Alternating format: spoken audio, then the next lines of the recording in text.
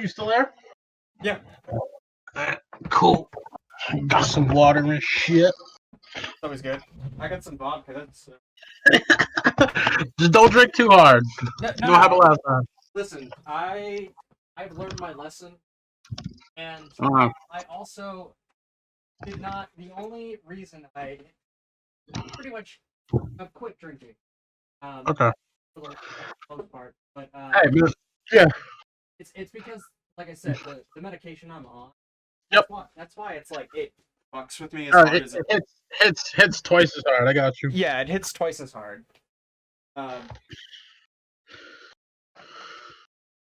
And so that's why it just wasn't pretty. Yeah. Well, I mean, all things in moderation, you know. Yeah, and basically the reason why I wanted to have a shot was basically just to say, Happy New Year, fuck 2020. Fuck 2020. Yep. And you know what? Are we live? Well, we're live now, live, right? We're live. Yeah. Fuck 2020. Yeah, so, yep. And I'm basically, this is my way of giving it a send-off and my middle finger. Fucking right. Real talk. Real fucking talk. Real talk. Yeah. So, like, let me... I went pretty deep in the research on this one, so there's like a million pages and tabs and things I want to like pop up on here. But yeah, like give me a second. So like funny ways that like people did like kind of their own little like fuck 2020 little like home celebrations or whatever, like I just saw some people like go out still, or like have little, I guess maybe not go out, but like have like kind of like parties in their house, dress up in their house. I mean, COVID is still a thing, for the sane of us, but I mean, you gotta celebrate the end of the year in whatever way you can, especially like turning over a new leaf. 2020 was the slog, man. Like, like it was like, yeah, I was part of like, I kind of want to start the stream today, be like, yeah, so that was a thing. That was the thing that happened. But I mean, it's that 1 year is done. That 1 year's in the books. Is over. So, there's a vaccine, that's out now. That thing didn't exist. Oh, it's out? 12 months ago. Yeah, people in the States are already getting vaccinations. There's like at least, I think, 3 of the, I think 8 vaccines that are out are like already in the States. People are already getting vaccinations. It's not going as like it could. We wish it would go faster, obviously, because like I'd love to be going to the beach or going to the movies or doing normal stuff that we did before COVID that I kind of miss. But yeah, I mean it's progress is being made. It's starting to happen. So I mean pieces are coming together. We will have the return to normalcy now. I think we're kind of over. We still got some legs to go left, but we're over the hump. But yeah, so like what did I see? I saw this really great. I'm gonna post it on the little thingy so you can share it. But do you want to post it into the chat, or yeah, I'll just post it in the chat. That's the easiest way. I'm thinking. Mean, if you can do both, I can like maybe there's a way I could bookmark it when I actually post the podcast. Yeah, well, I mean, that's asking a lot, it's gonna be all over. So I mean, just do the important stuff. But I mean, yeah, it'll be in the VOD. But yeah, so like this is one thing that I saw. If you wanna pull that up as someone's 2020 send off celebration / fuck you to 2020. This is amazing. Yeah, isn't it? This is great. He's gonna throw it up on the video for anyone who's watching the VOD, but for like anyone who's like just gonna watch this by audio, basically someone like they went on their, I don't know if it was a bicycle or an Uber, I can't remember. They like did the little GPS track or app Strava. A lot of people use it for like the runs. One of my good friends posted his like run totals for the year. Like totally put me to shame. Ran like 1,000 miles this year, and I'm like, fucking me, I ran like maybe that's hard work. 20.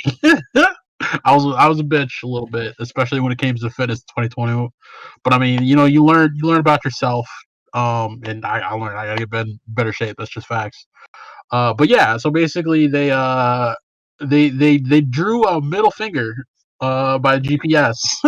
This is And it's hilarious. actually it's pretty fucking hilarious. Like, it's four fingers. They're missing a thumb, but like, hell yeah, like they did it like probably right on the end of 2020, and it's a good way to send off that fucking hell of a year, man. It's been a long year for a lot of us, bro. Felt like 2-3 years rolled into one. Had like, I mean, there's like the whole like time passes faster when you're having fun. Well, it passes a hell of a lot slower when you're not. Yeah, like Straight up. I was when I was listening to. Oh, actually, before I finished my sentence, I Yeah. didn't actually take my shot yet. Oh I'm yeah, gonna let's do it. pull it. Let's do it. I'm gonna pull this up to the chat here, and Hop high. this is for a great year, and hopefully It's a better next one year. next year. Oh Hell yeah. Hell yeah. But Nastrovi. I don't know I'm a good toast words, but yeah, when you're ready, all right. So I'm a clink a fictional gal. Okay, so you want to do yeah, like a count off? I already took it, but here I'm gonna All clink right, with you anyway. all right, ready? Yep. Nice. All right, balling All right. Cool. shots as the prophet Lil Jon would say. Everybody. Oh, wait. But So like as yeah, you were saying, is like it's like the longest year, with the it pandemic. But felt like more than 1 year. It felt like more than 1 year wrapped into 1 year. It was crazy. it definitely did, and like I was listening to Maximilian talk the Yeah, other night, and he was like nice. saying, Yep. yeah, he was just saying like how it was the longest year, but it was also like the fastest year, like slowest and the fastest year at the same time. Like I don't know, it felt like a paradox of a year for me. Like Dude, like, yeah, the human sense of time is like, it's subjective in that, like, it changes with response to stress. And like when you're stressed out, yeah, like shit that actually doesn't take that long can feel longer. But at the same time, it's also like, it can feel shorter too in weird ways. So like, yeah, it was weird. I think a lot of people, like, I mean, there were so many crazy things that went on. I think COVID was definitely kind of the overarching, like, biggest thing that affected the year on the whole for people. yeah, Just like life changing events, like world changing events. But like, yeah, like it was such a big destabilization factor. Like, it sent a lot of people on different paths than they would have normally taken through life definitely. year. I think everyone had to have their own little personal, like, journey of kind of discovery or self discovery. Everyone kind of went, like, I mean, like, people like to joke about how classics and like fables and fairy tales are like kind of analogs for like human life, but like I feel like we were all really kind of on our odyssey this year. We were all kind of like, man, this shit's weird, but roll with it and trying to learn something about ourselves. And yeah, like I feel like a lot of people, like, they got like, for anyone who's like out there that had a job at the beginning of the year, got unemployed. I mean, shit sucks. Our government is trash. Yeah, Obviously, definitely. help you. Whatever you did what you had to do to get that bread, get you fed. Good on you. I mean, hey, that's resilience. You know what I mean? Like, whatever new skill you had to learn to try to get stuff done. I mean, that's personal growth. Like, whatever skill you had that you hadn't used in a while, but you had to get like in touch more with, that's still growth. And like I feel like that's like, if we're gonna talk about like interesting or good things in 2020, I feel like a lot of it was just kind of making the most of, like, not always so great situation, but like a lot of like kind of personal growth came from that, or getting kind of like more in touch with yeah, like stuff about yourself you didn't know, or stuff about yourself you were kind of ignoring for the normal day to day. Or just kind of like, I mean, I saw that meme that was like people bitching about 2020, and then the pets were all chilling in heaven and like, oh yeah, it was the best year ever. My humans stayed home every day, and it was just like, yeah, I mean, shit, like everything is perspective. But I mean, like, I feel like a lot of people got to see their life from other sides. They got different perspectives on their life than they were getting a normal year for whatever reason in 2020. And I think, like, in a way, that's going to be very informative to them for the next chapter of whatever their life is. So I don't know. Like I'm trying to going. I'm trying to like pull the big takeaways here from 2020. But like, I mean, do you have anything to add? I definitely think this was like definitely a different year than most years for a lot of people. But I think there was definitely some something to be learned about themselves. Yeah. Yeah. Yeah, holy shit. So I know for me, literally everything changed. Yep. From where I lived to my job, and Yep. you know, And a big part of that was because of like I mean COVID. I mean I'm not sure it was all because of COVID, but like that's a big changing factor. it is 100% because of COVID. Yep. Yep. Like if it's not 100, it's probably like 90%. That was like the causal factor. Like that was the push to get the ball rolling down the hill of change. Yeah, for sure. Yep. And Yeah. basically, I know that for me, I would say that like for my number one thing is that I would say that I'm actually taking care of my mental health like Yep. better than I Yep. ever have, and that's I think that was the big takeaway from 2020 is a lot of people learned that hey shit like self-care, mental health care, really like important. care is a real thing, and if you're Yeah. not managing your kind of internal life, there's like that's gonna come out in bad. That's gonna come out in places other where you don't want it to come out. So like you like learning to kind of deal with kind of your inner life or your personal life, or like just kind of the inner self care, the mental care. That was big in 2020, man. Like Yeah. it was like having to tackle hurdles that you don't normally get, you're not normally exposed to as much because you're too focused on either the grind of work or the grind of the day to day or the grind or the distraction of like the normal. Yeah. No, 2020 wasn't a normal year, and the abnormal forced you to focus on your. I think it forced a lot of people to focus on their inner self. Like I know for me it did, for a couple other reasons, but like yeah, no, like it forced a lot of people to have to start taking care of the things that I think they were neglecting for whatever reason. And I Yeah. think a lot of people actually kind of learned some good things about themselves because of it. I'm kind of circling back to the same point I made, but like, dude, self care big ups in 2021. I think that's gonna like a lot of people learned that like there are other aspects of their life they need to start taking care of. There are other parts of their life that they weren't paying attention to that they have to pay attention to now. Yeah. And they have to do a better job paying attention to now. And I think in the long run, it's gonna benefit a lot of people because it builds resilience for the long term. You know what I mean? Like if you can do stuff when it's hard, you can definitely do stuff when it's easy. So Yeah. I Yeah, mean, for sure. yeah, I would say that also, you know, it's like, I like you had said, self-care and all that, and I'd always known that, this is something that I needed to do, yep, but I just never bothered to pull the yep, trigger. And then now that this all had happened, it's like I have to hit, you got to hit like rock bottom essentially before you can make a yep, change sometimes. And yep. I would definitely say like now that I'm actually working on things, I'm not saying like I'm completely better or anything like that, but Oh, but I mean, it's a it, growth mindset. It's a process. it, Yeah. it's definitely like, oh well, this isn't as complicated as I thought it would be. It's just like anything else. It just takes practice. Day at a time. Yeah, Yeah, for and I mean, sure. like, I think that's what a lot of people have had to force themselves to learn is like, you know, the day to day wasn't there to distract them, so they had to start their own personal journeys of growth, and a lot of people learned that. Yeah, like I mean, we all have shit we got to work on, and I think a lot of people got more in touch with that journey I definitely, this year for whatever reason.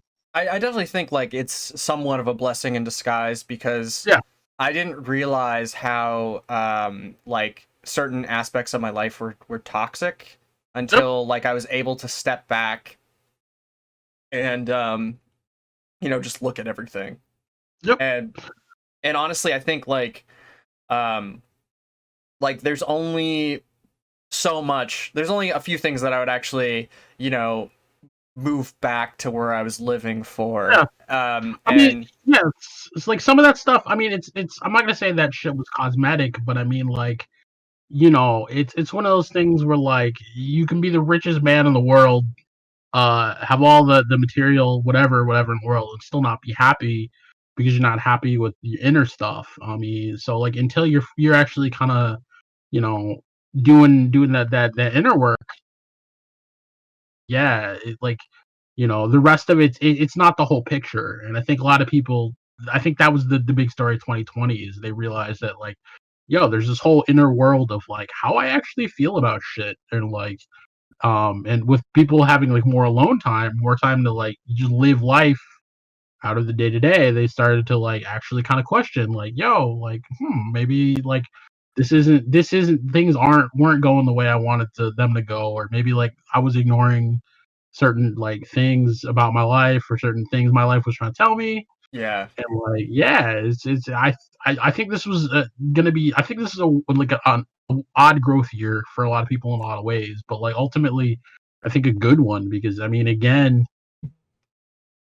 y- I'm not gonna frame this as a argument about capitalism, but I feel like a lot of people just don't get the time, or like don't sit down and kind of process like, how was I today really? Like they don't have those self-analysis steps as part of their day, yeah, uh, because they just kind of just don't have the time, or don't consider they have the time. And like I think 2020 really forced people to be like, no, like there are things about my life that I actually do need to uh, change, because they weren't working any before.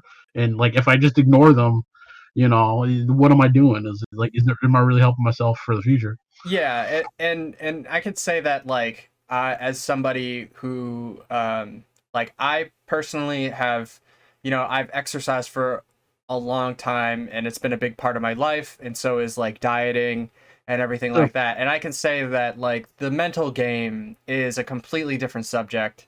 And you know, I would say that the two biggest skills that I learned and worked on are like one are like positive affirmations Dude, or that like thing was that's like I almost, can you like describe, like, I know we've talked about it before in person, but can you describe like what a positive affirmation is and what kind of like what it does for you? Because like I thought, like, personally, when I heard you describe it, I'm like, yo, that's something I should do in my daily routine, because like it's I so feel like, helpful.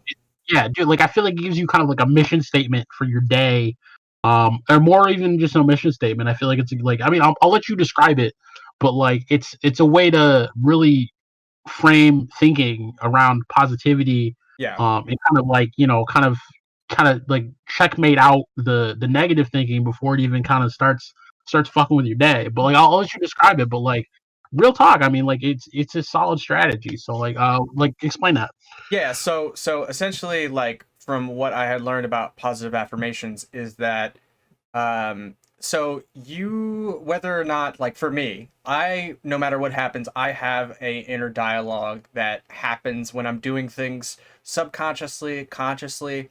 And what you find is that some people have a negative dialogue that happens Yep. when, like, Been like there, some, know that feel. Yep. yeah, maybe you think about like an argument you had with somebody a few years ago and you're like, man, yeah, I really don't like that person or something like that.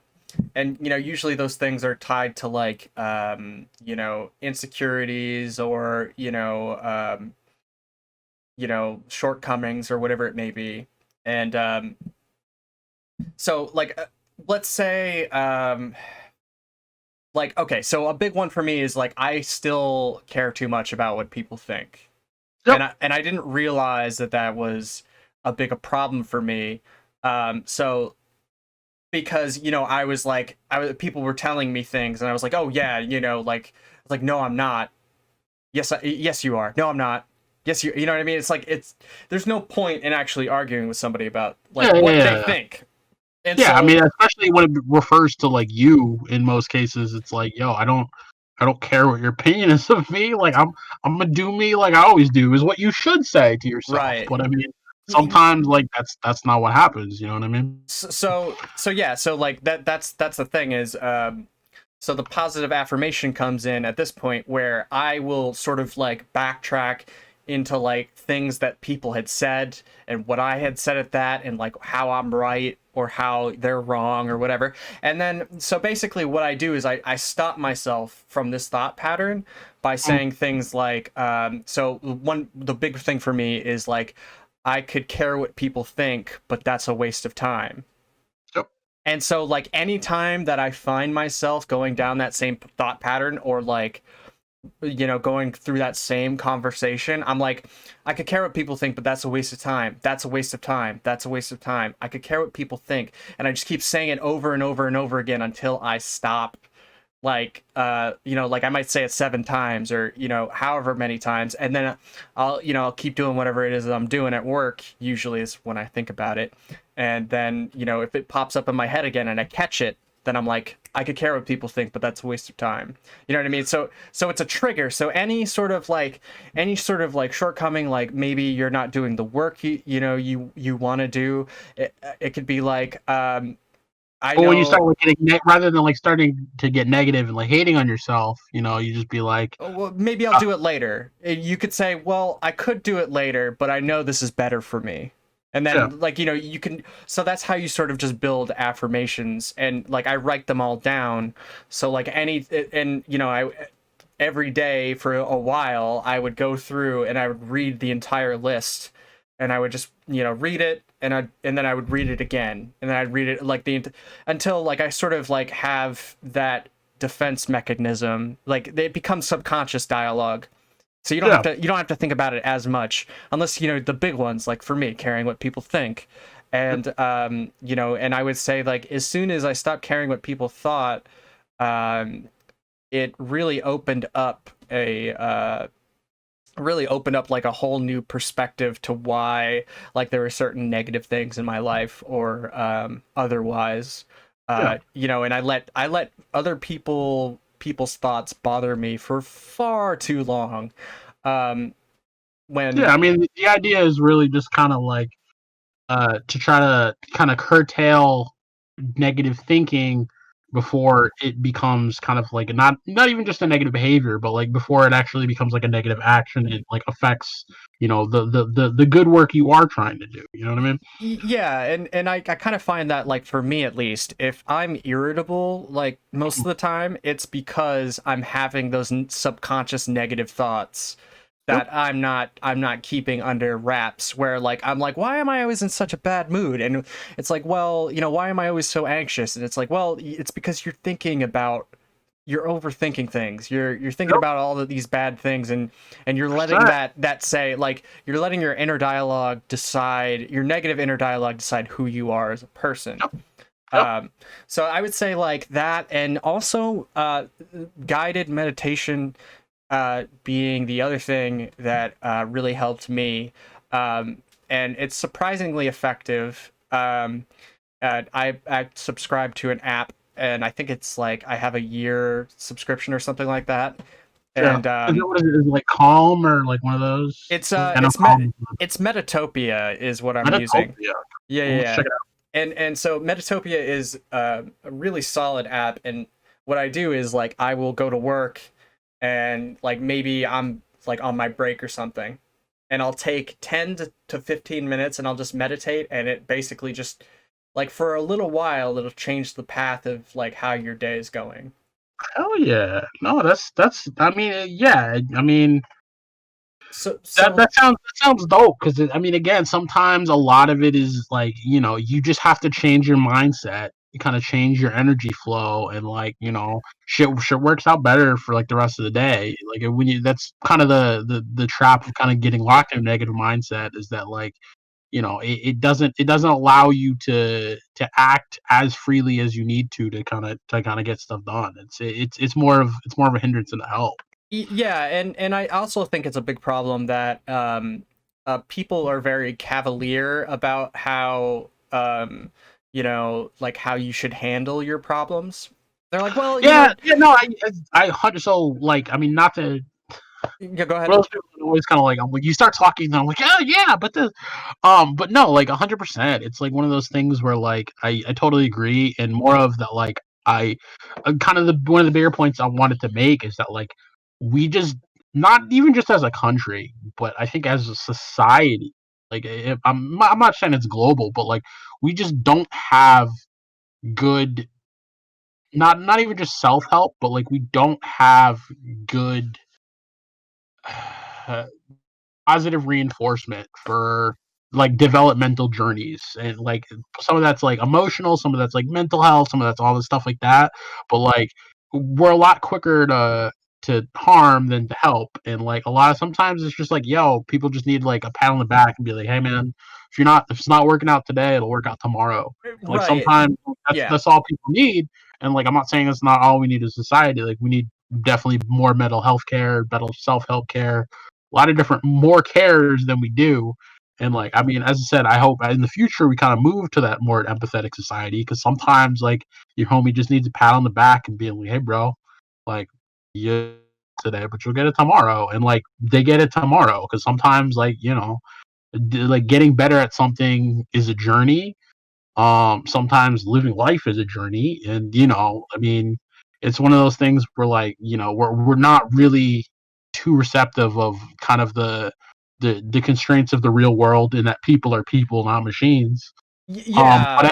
Yeah, for yeah, sure. And like I think like the big thing that I figured out is that like everyone has to figure out their own language, and like some parents, like they're a bit older, they teach their kids that language, whatever it is, like the like how to deal with mental problems. Some parents do that, and usually those kids, they're probably a little bit more successful than, the people that don't.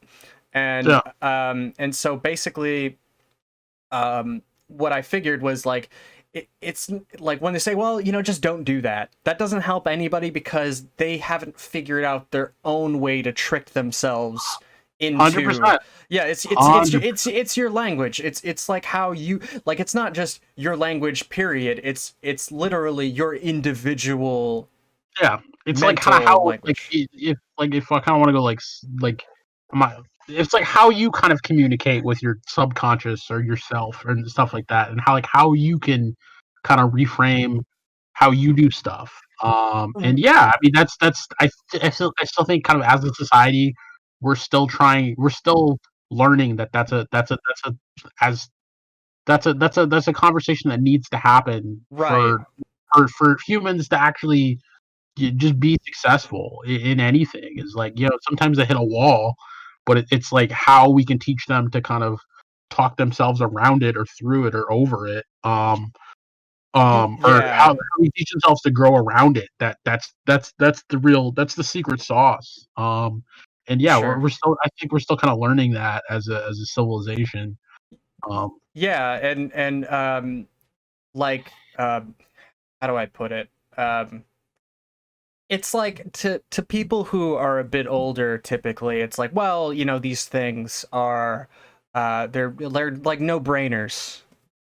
But again, it's like oh yeah, that's where the sorry, no, miscommunication, I'm sorry, that's where like I feel like a lot of miscommunication and like a lot of people being resentful towards other people comes in, because one, a lot of times, people, some people will teach their kids, or their other siblings that, it's okay, like if somebody's not doing well, you just lean on them, because it's more fun than, telling them.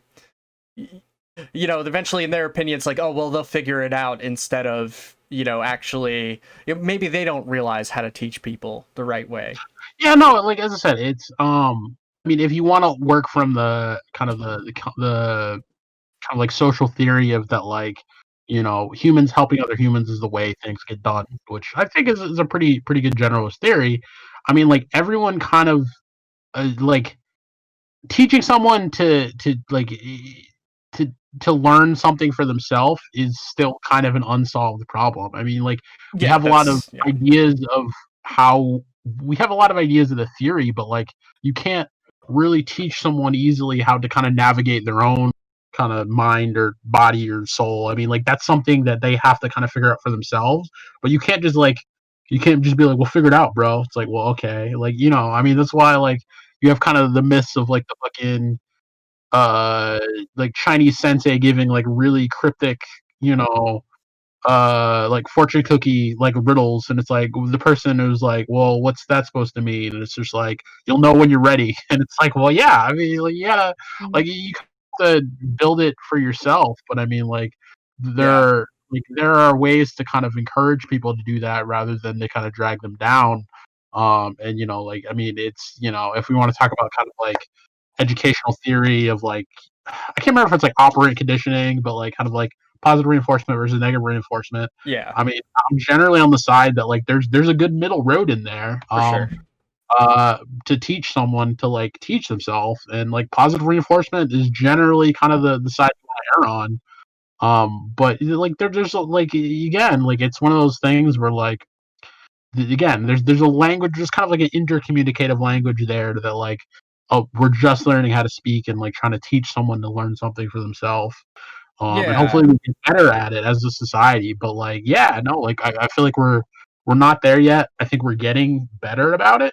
But I mean, yeah, I mean, it's one of those things where like, humans helping humans, like the theory hasn't all been kind of written down yet, and it's still very much a work in progress. Yeah, and it's like, of course, there's the fact that, like, it's only until you decide to take the advice, or you realize how, what people have been telling you is right. However you do that, that's only when you can sort of, Yep. find your own way. But yeah, totally. And I think that for me, 2020 has just been a whole lot of like, well, fix your mental health problems, and Like, well, hey, hey, it's like, how do I do that? It's like asking someone to like learn how to like. I'm not gonna say it's like asking someone to like learn how to count when they've barely learned like 1 to 10, but I mean it's a similar struggle where it's like yeah. you're asking someone to draw a perfect circle where they just learned how to draw. Yeah, exactly. Okay, like I can throw darts at a dartboard, um, but I mean that doesn't mean I'm gonna actually like win the game. I mean it's just one of those things where Totally. like they're like learning the language of kind of the inner life, or that interior tool set, to be emotionally resilient or mentally resilient, or to deal with the very real impediences that some people find in kind of their mental health, is still a very kind of like, it's still a very kind of like touch and go, learn by experimentation thing. You know what I mean? Like, a solution that works for some people might not always work for everyone. And trying to learn kind of a robust way to be well adjusted, which is supposedly a thing. I mean, it is, like, I mean, again, it's one of those things, but like learning to be kind of emotionally competent to yourself. Yeah. Yeah, I mean, those are like, it's not something that's 100% really taught yet, especially for people that have like, I guess, are neurodivergent or have different than normal mental health. So like, yeah, it's one of those things that like we're still kind of figuring out, and I hope we Well, get better at it. But I feel like 2020 really taught people that, like, again, it's an area that needs to be worked on. So yeah, and I think it's also kind of sad when you kind of realize that there are people in your life that actually want you to be in that position. Uh, what do you mean? like, uh, like for some people growing up in a family, uh, family members want to have somebody that they can push around. So Yeah, no, it's weird. Like, I think we it's such come a from this strange thing. weird. Well, we come, like, in my mind, we come from this kind of like, the kids of modern America are the actually adults now, but like, I feel like growth is a journey. So like, even though we're 30, sometimes you still feel like a kid. It's like, yeah. Yeah. And I mean, I think emotional maturity kind of becomes a soup after 16, where like some people are, making progress, like different people make different progress at different speeds. Is the easiest way to say it. Yeah. Uh, but or depending on kind of what emotional stimulus or things that happen to them is. But like I feel like trauma. we come from an area of like the 50s where it was just like just get it done. Rub It's some like we dirt don't on care how it. it's done. Like we just get it done. It's like a very masculine kind of aggressive. Like no, you just do it. It's super Like, you don't ineffective. ask questions. You just do it. And it's like whatever it costs you mentally, emotionally, you just deal with it. Like um and and I feel like that came out with a lot of negative outcomes because like you had a lot of parents in for that generation that like had really terrible shitty things happen to them, and the just deal with it is like, okay, well, I have no idea how to deal with it, so I'm gonna repress it. And what happens when you repress emotions? They come out in other places. Oh god, yeah. Sometimes in raising your kids, which is like even worse because it's like, well, great, you're just passing along that generational trauma. Yeah, um, then there's that like old school mentality of like, well, if you're not learning this, well, then we're gonna beat it into you, and then yep, it's like, and there's still a yep, lot of that exists, and at least in my experience, and it's just sort of like, yep, if we had one conversation yep. that would fix everything, Yeah, no, instead, I 100% agree, and like I feel like that's one of those things where like people are starting to learn. It's just like, well, like you can't just beat everything into someone to learn it because don't that's not a stable method to teach them. It's just like no one really like learns something until they understand something. exactly, yeah, And like the beat it into the method isn't not an understanding method. It's kind of teaching by fear, not by understanding. Whereas when you right. teach understanding, they're like, oh, okay, we get it. And it's like and like that next second level logic kind of wasn't there. Yeah, and it's just In like, that, well, yeah, it's just sort of like, I don't know how to teach this and I'm mad, so yep, I'm gonna show you. And like I asked somebody, I asked this dude who was like 60 years old, and I was like, okay, so how many times has somebody like ever hit you and like you learned like a serious valuable lesson yep, from like an adult in your yep, life as a yep, kid? Like yep. other than like, oh, they're an asshole and be afraid of them. I think I can't remember where I saw this quote. It was an amazing quote, and I'm kind of sad about my terrible memory about it. But like, it basically was like fear is an incomplete tutor. Like it can teach Yeah. some concepts, but like it doesn't actually teach the whole concept.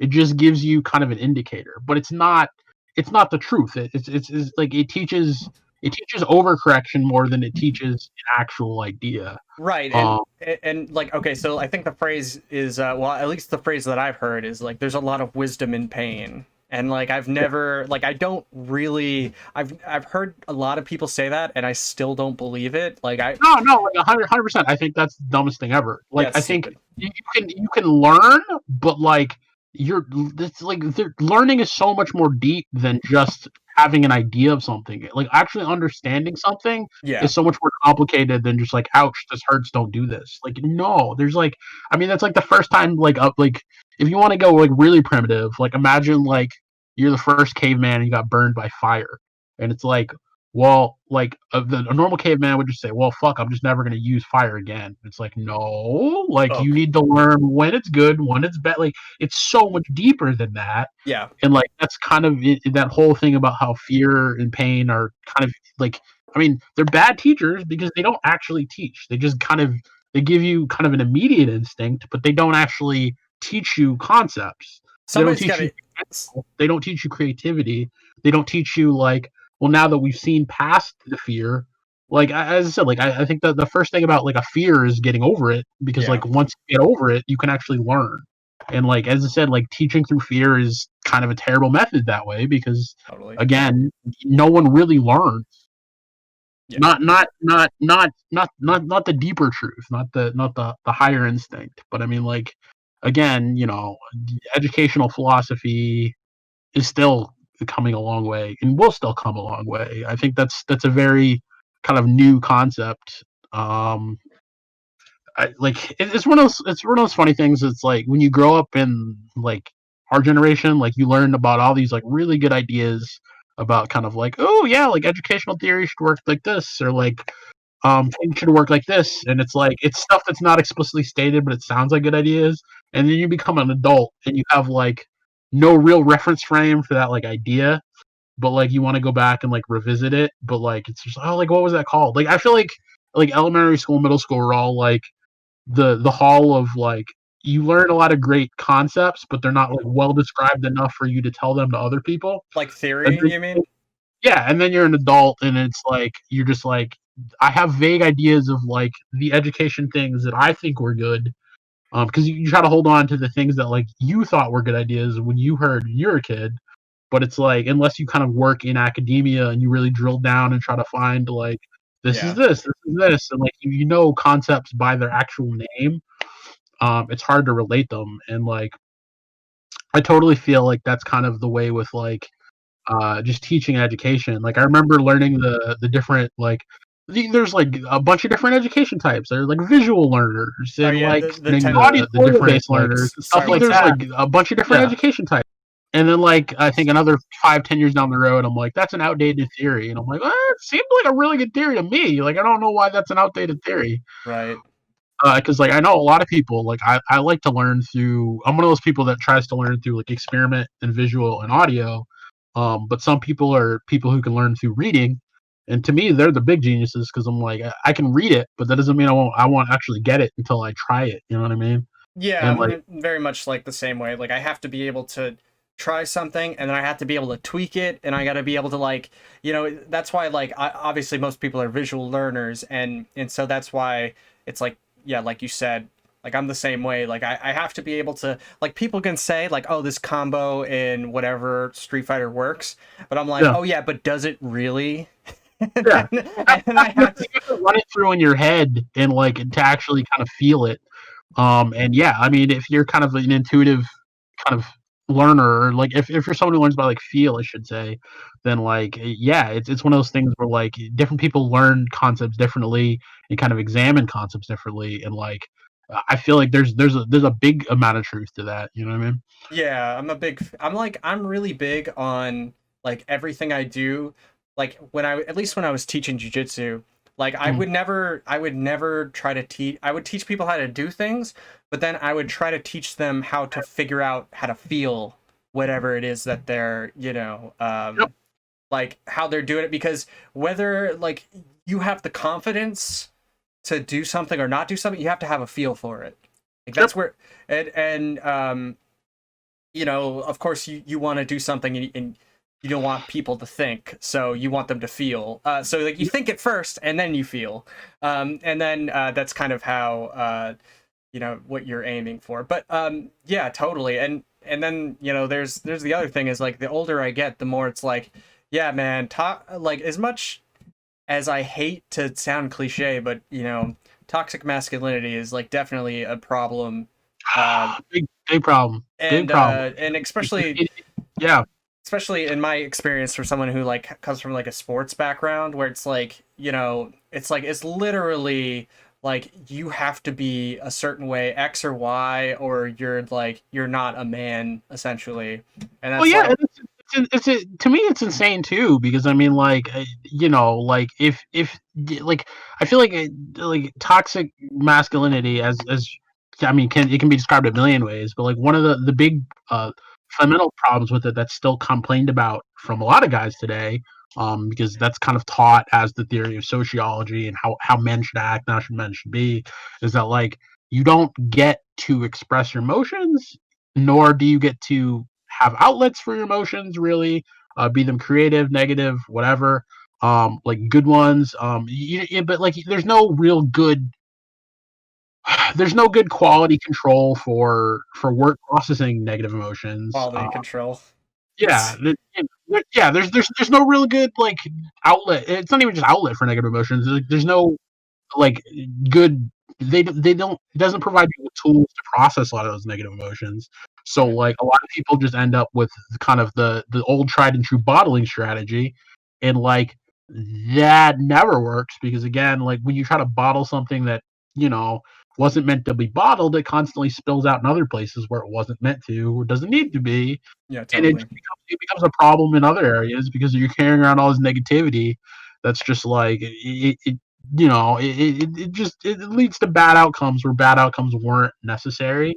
because outlets weren't provided there to process, emotions. Yeah, You know what I mean? you didn't get the tools, and I would say like as like 100% type thing is like I would say that a lot of my like a lot of my therapy like things that I work on is like sort of like managing like, oh well, you can't just bottle every, because that was what I was taught. I was just taught like, well, you're a man, you don't handle your issues, and it's like, or no, don't handle your emotions. Bury that shit deep.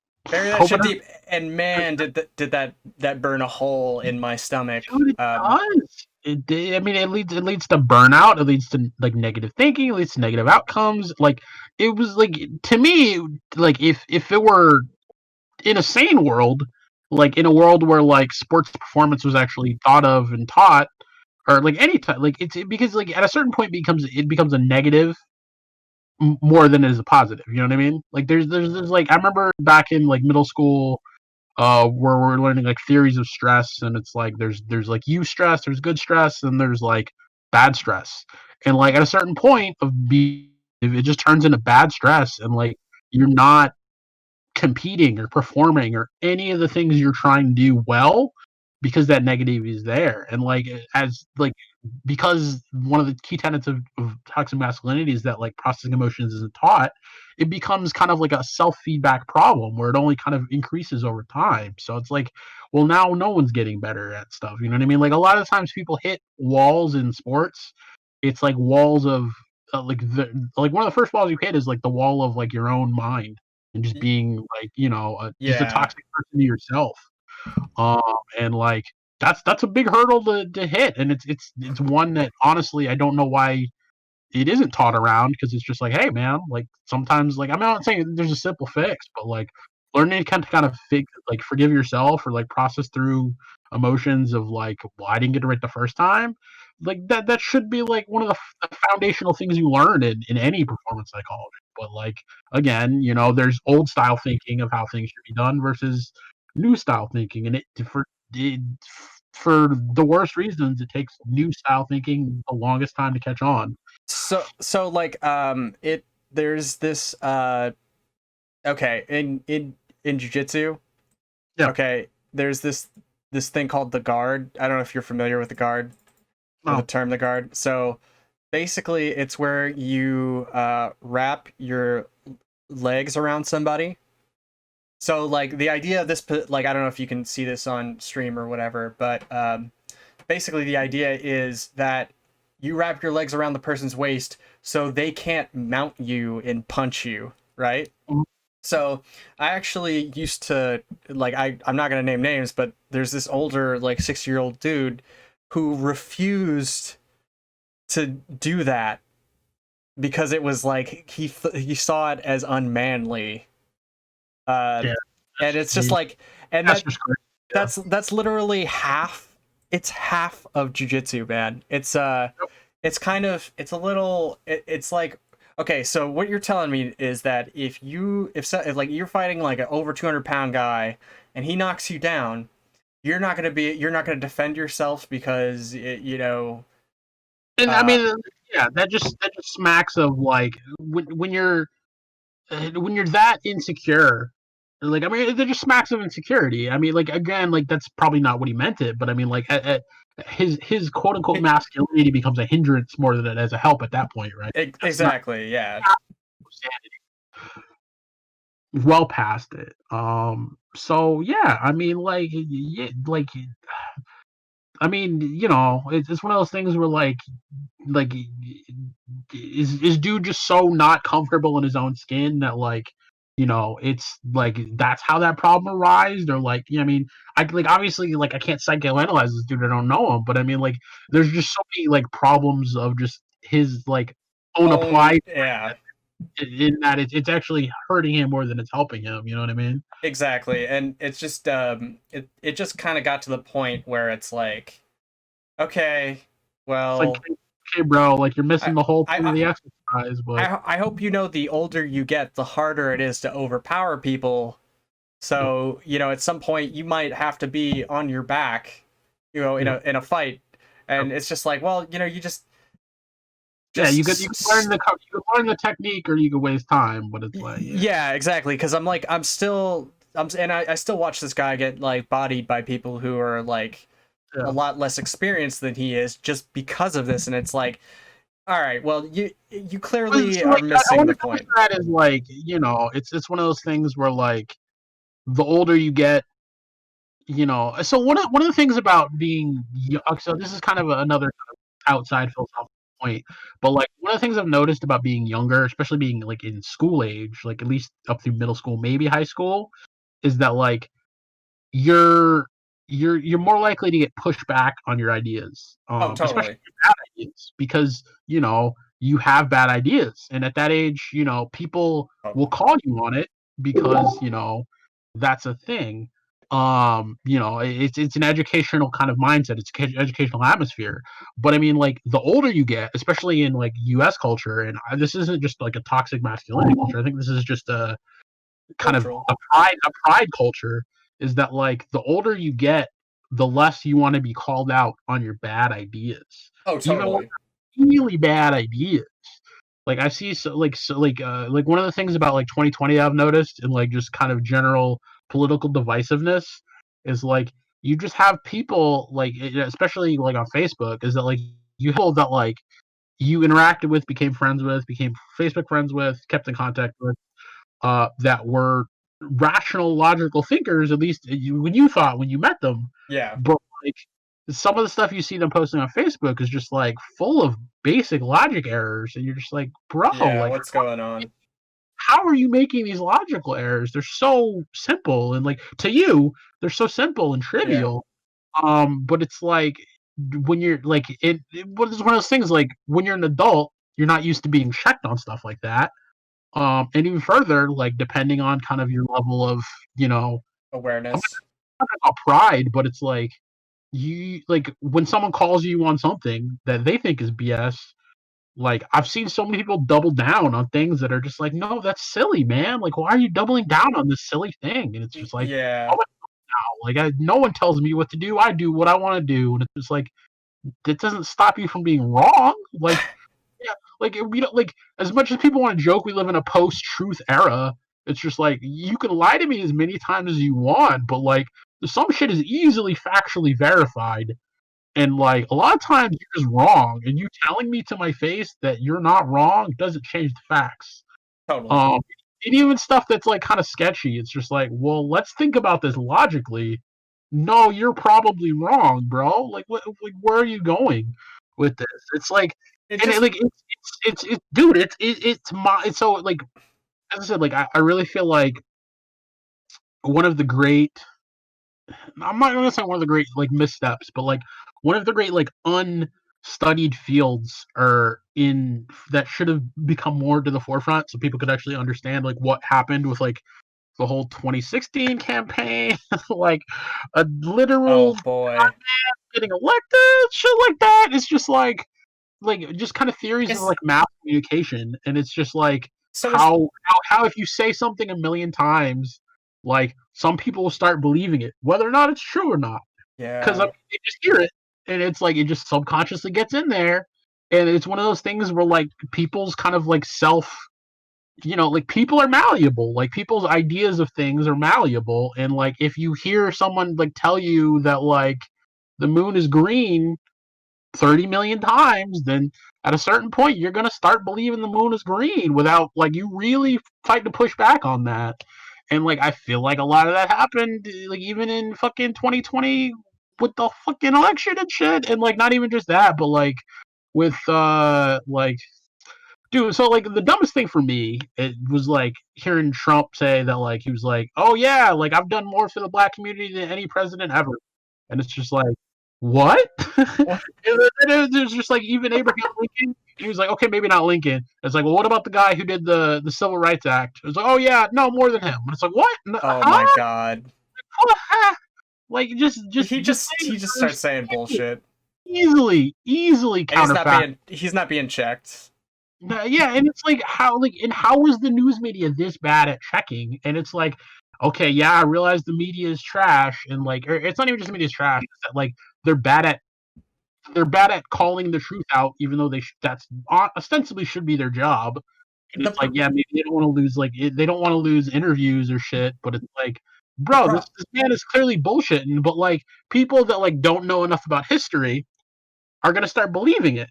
And like that's what a lot of people did. Like I saw them interviewing like some black people out there, and it's like, man, Trump's done more than any other president ever. And it's like, wait, you really believe that? And it's like, fuck, man. Like your history teacher's done you wrong. Like, I mean, more than just that, but like, fuck. I mean, like, you can't do like the fact that like people can just be allowed to say stuff and not be checked immediately is definitely a huge problem in our modern media. Because like, if anyone's gonna keep the truth or speak the truth of history and fact in between fiction, like the media should be the vanguard of that. That's their journalistic responsibility. Whether or not they live up to it, different story. No. Yeah, and that should ostensibly be their job, but it's just like I've like this.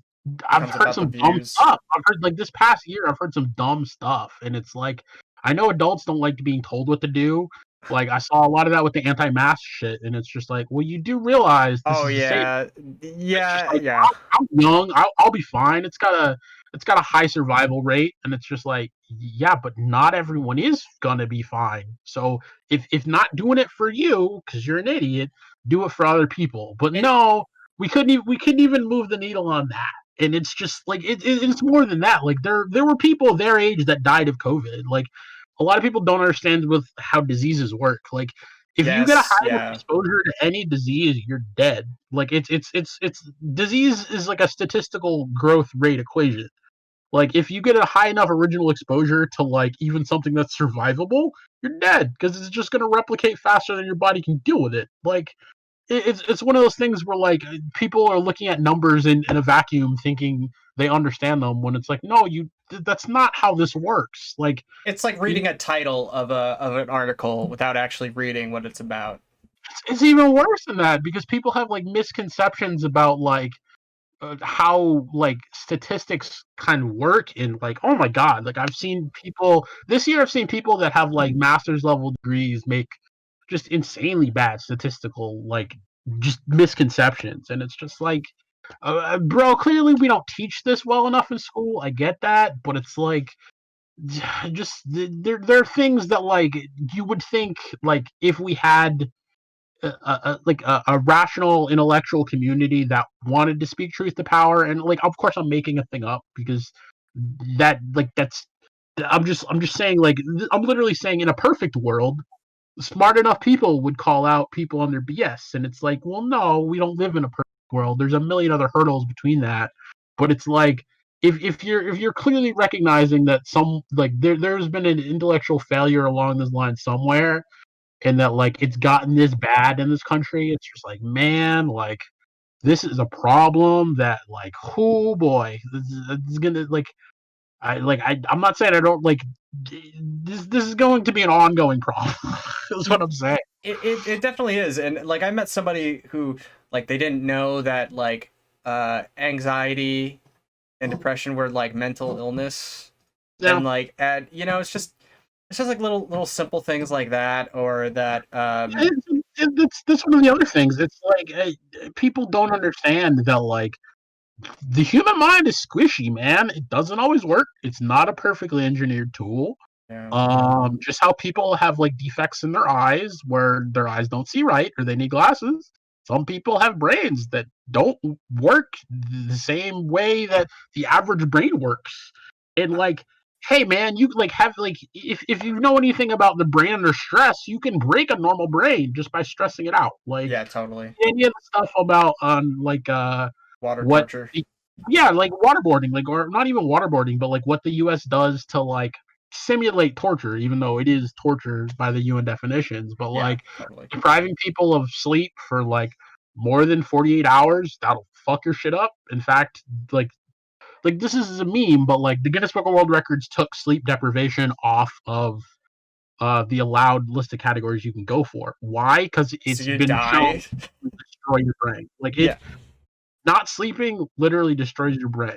Like if you want an example in animals, like one of the quickest way they've killed like mammals, like rats, just don't let them sleep for like I think a week. I can't remember what the specific study, and they're dead. And, Like it's a very easy way to kill something because the brain needs sleep. Like it literally can't function without it. Why do you think everything sleeps? Like yeah, every animal sleeps at some point. Like it's that important. But you yeah, know, and like fuck around and find out.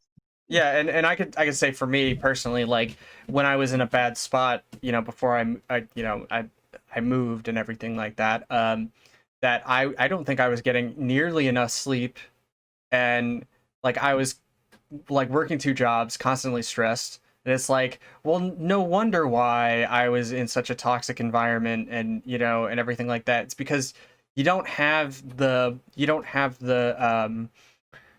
ability to fight or like you think right when Yeah, when you're tired. Oh yeah, all your emotions are tired. like just different. Like they're I would say almost they're magnified. Especially Totally. your negative emotions when you're underslept because you're just running on adrenaline and the emotions that will keep you awake. Yeah, no, it's a bad cocktail. and and, Um, like I think like to a certain extent, like the older generations giving advice on certain things, like when they are right, yeah, but at the same time it's like I don't think people remember what it was like to not know something, yeah, no, or like that's what I'm saying. And it's like it's weird because like to they don't have me, perspective. like a lot of them still don't know, but they've become more sure of themselves with age, even though that surety isn't exactly warranted. As I said, like, it's kind of the thing about like like the older you get, the less pushback you get, and like you get kind of your own like I'm not gonna call it survivorship bias, but it's like like you become I think a lot of jaded in your own assumption Yeah, of totally. correctness Yeah, it's like even though confirmation you're bias. incorrect, and then like you could be telling someone wrong information, but because you think you're correct, you just throwing it out there, and the kind of that care for actually being correct is gone. Or your And whole life somebody told you something was right that was like an influential person oh and you're god, like, yeah, that's the double mind fuck because then they're like some people's like I'm not gonna say their whole worldview has to change, but like when you kind of like I mean don't base your idea about yourself on things that can change, right? But like it's one of those things where like yeah, like sometimes someone finds out they're wrong about something that they thought this way about their whole life, and then they're just like, "What the fuck? My whole life is a lie." And it's like, no, you just didn't understand that thing, bro. Like, I mean, yeah. bro, we're humans. We're imperfect. Like, why are you sweating it so much, bro? Just like is relearning that hard? It's like sometimes you gotta go back to the lab and just be like, hey, like, I was wrong Yeah. about and like I guess taking yourself down a peg and being willing to learn something I'm not gonna say it's difficult for some people, but I mean, it's sometimes it is. You know what I mean? Like sometimes it's we get into this like hard to admit we're wrong, or even harder to admit we need to relearn, and it's like, well, I mean, are you really growing at that point? You know what I mean? Because I um mean, the world might move on without you. yeah. So I mean, bro, I mean, try to learn when you can. And like I know that you probably want to like move on to a different subject, but uh No, I mean, I think this was really cool. I kind of like when our discussions kind of spin out. But yeah, I mean, like one of the things I wanted to briefly just bitch about before we moved on is that like, bro, you grew up thinking adults were perfect and that they yeah, I had it did. all out, and then you get to be adult age and you realize, hold up, We're all no, dumb. that's wrong. Why didn't they like that should have been the easiest thing to tell people when you're a kid. It's just like, bro, I'm just figuring it out too. Yeah, Like totally. I feel like that should be the band-aid everyone just rips off right at 18, and we're just like, hey, guess what? I'm just like you from right now to like when you're my age. Yeah, it's a soup, baby. We're all figuring it out. And that was So actually a big wall, and like it was a weird experience, but like in jiu-jitsu, like when I was, when I lived out of state and like I started teaching and everything like that, people used to get mad at me for telling other people like, "Hey, I don't know everything." And like I'm still figuring it out too. I can be wrong about things. And it's just like, well, that just means you're not that good. And it's like, no, everyone's learning. They just like most people just don't admit that. Yeah, like why is that like I why is don't that know. like a It's a state secret? Why is that treated like the fucking Wizard of Oz myth? Like why? Like I mean, I get that like it's just so weird. Like that would be the first thing I'd want to tell an 18-year-old. It's just like, hey, bro, from here on, we're all figuring it out. So yeah, I yeah, mean, totally. use what you know, try to refine it, but I mean, you will be wrong, and that's okay because it's all a learning process. Yeah, and I can say that like it's just like, well, you're not that good. No, actually, here's the thing is no one's that good. Yeah, Everyone's still learning. Some yeah. things I know for sure, some things I will tell you who taught me this.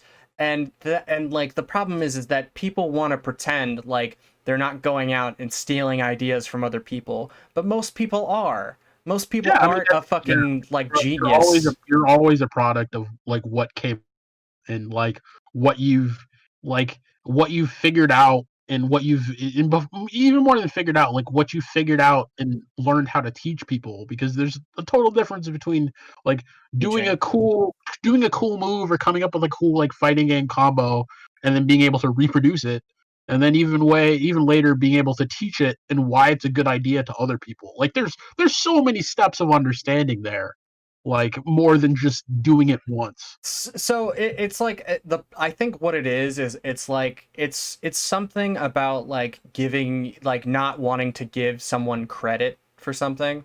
It's like Yeah. it feels like that there was always an aspect of that where it's like, Dude, oh, I okay. just I just think it's people not understanding the world is bigger than them, and it's like no one has it all figured out. That's kind of the I'm not gonna say it's the problem, but like it's like it's like it's not perfect. Like like I'm not gonna say it wasn't perfect. It's not meant to be. It's like it's the world is bigger than you. Like you need to Right. understand that. Like it's like not a thing that works in most cases might not work in all cases, and there's a reason for that too, and And you have to learn it.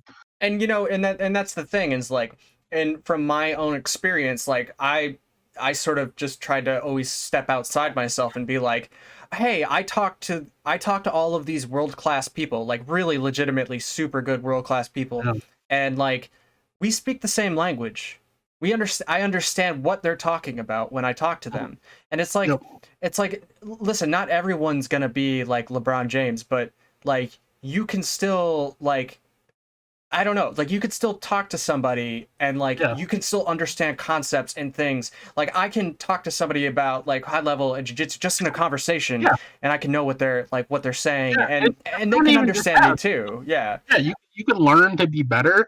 I mean, there's a huge difference between understanding theory really well and implementation. Like one of the best distance coaches of all time, Alberto Salazar, like literally a legendary distance running coach, never Yeah. ran distance. I think he did an entirely different sport.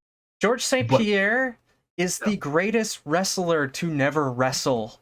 yep. You know what I don't know if you know GSP, but like I remember from him Captain America. Yeah, I mean, so obviously he's from UFC before he was in Captain America. But yeah. th- this dude didn't never wrestle in high school, never wrestle in college. He just like he started fighting and he's like, "Hey, I'm going to go train with the Olympic national the Olympic team." And then he just like he out wrestled people that had like so much better caliber than he like so many better credentials than he ever had. Yeah, some Um people have an intuitive eye for the theory of things. yeah. And that's a skill in and of itself. It doesn't mean they're perfect. It just means that sometimes they have a really creative eye for theory that a lot of people don't see. I mean, I would say that's one of the amazing parts of humans is that like everyone kind of brings a different talent pool, a different lived experience to different problems, and that way you can like if we're gonna crowdsource or call like humans one big computer, you can find out really unique solutions different problems just based on someone's kind of own internal jazz, internal creativity to bring a problem. I kind of see it as like people don't like the idea of like showing people how the sausage is made.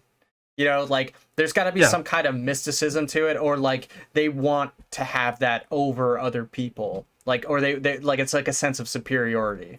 I would say human ego is definitely a big thing, in that like people like it's one of those things where people, how do I say this?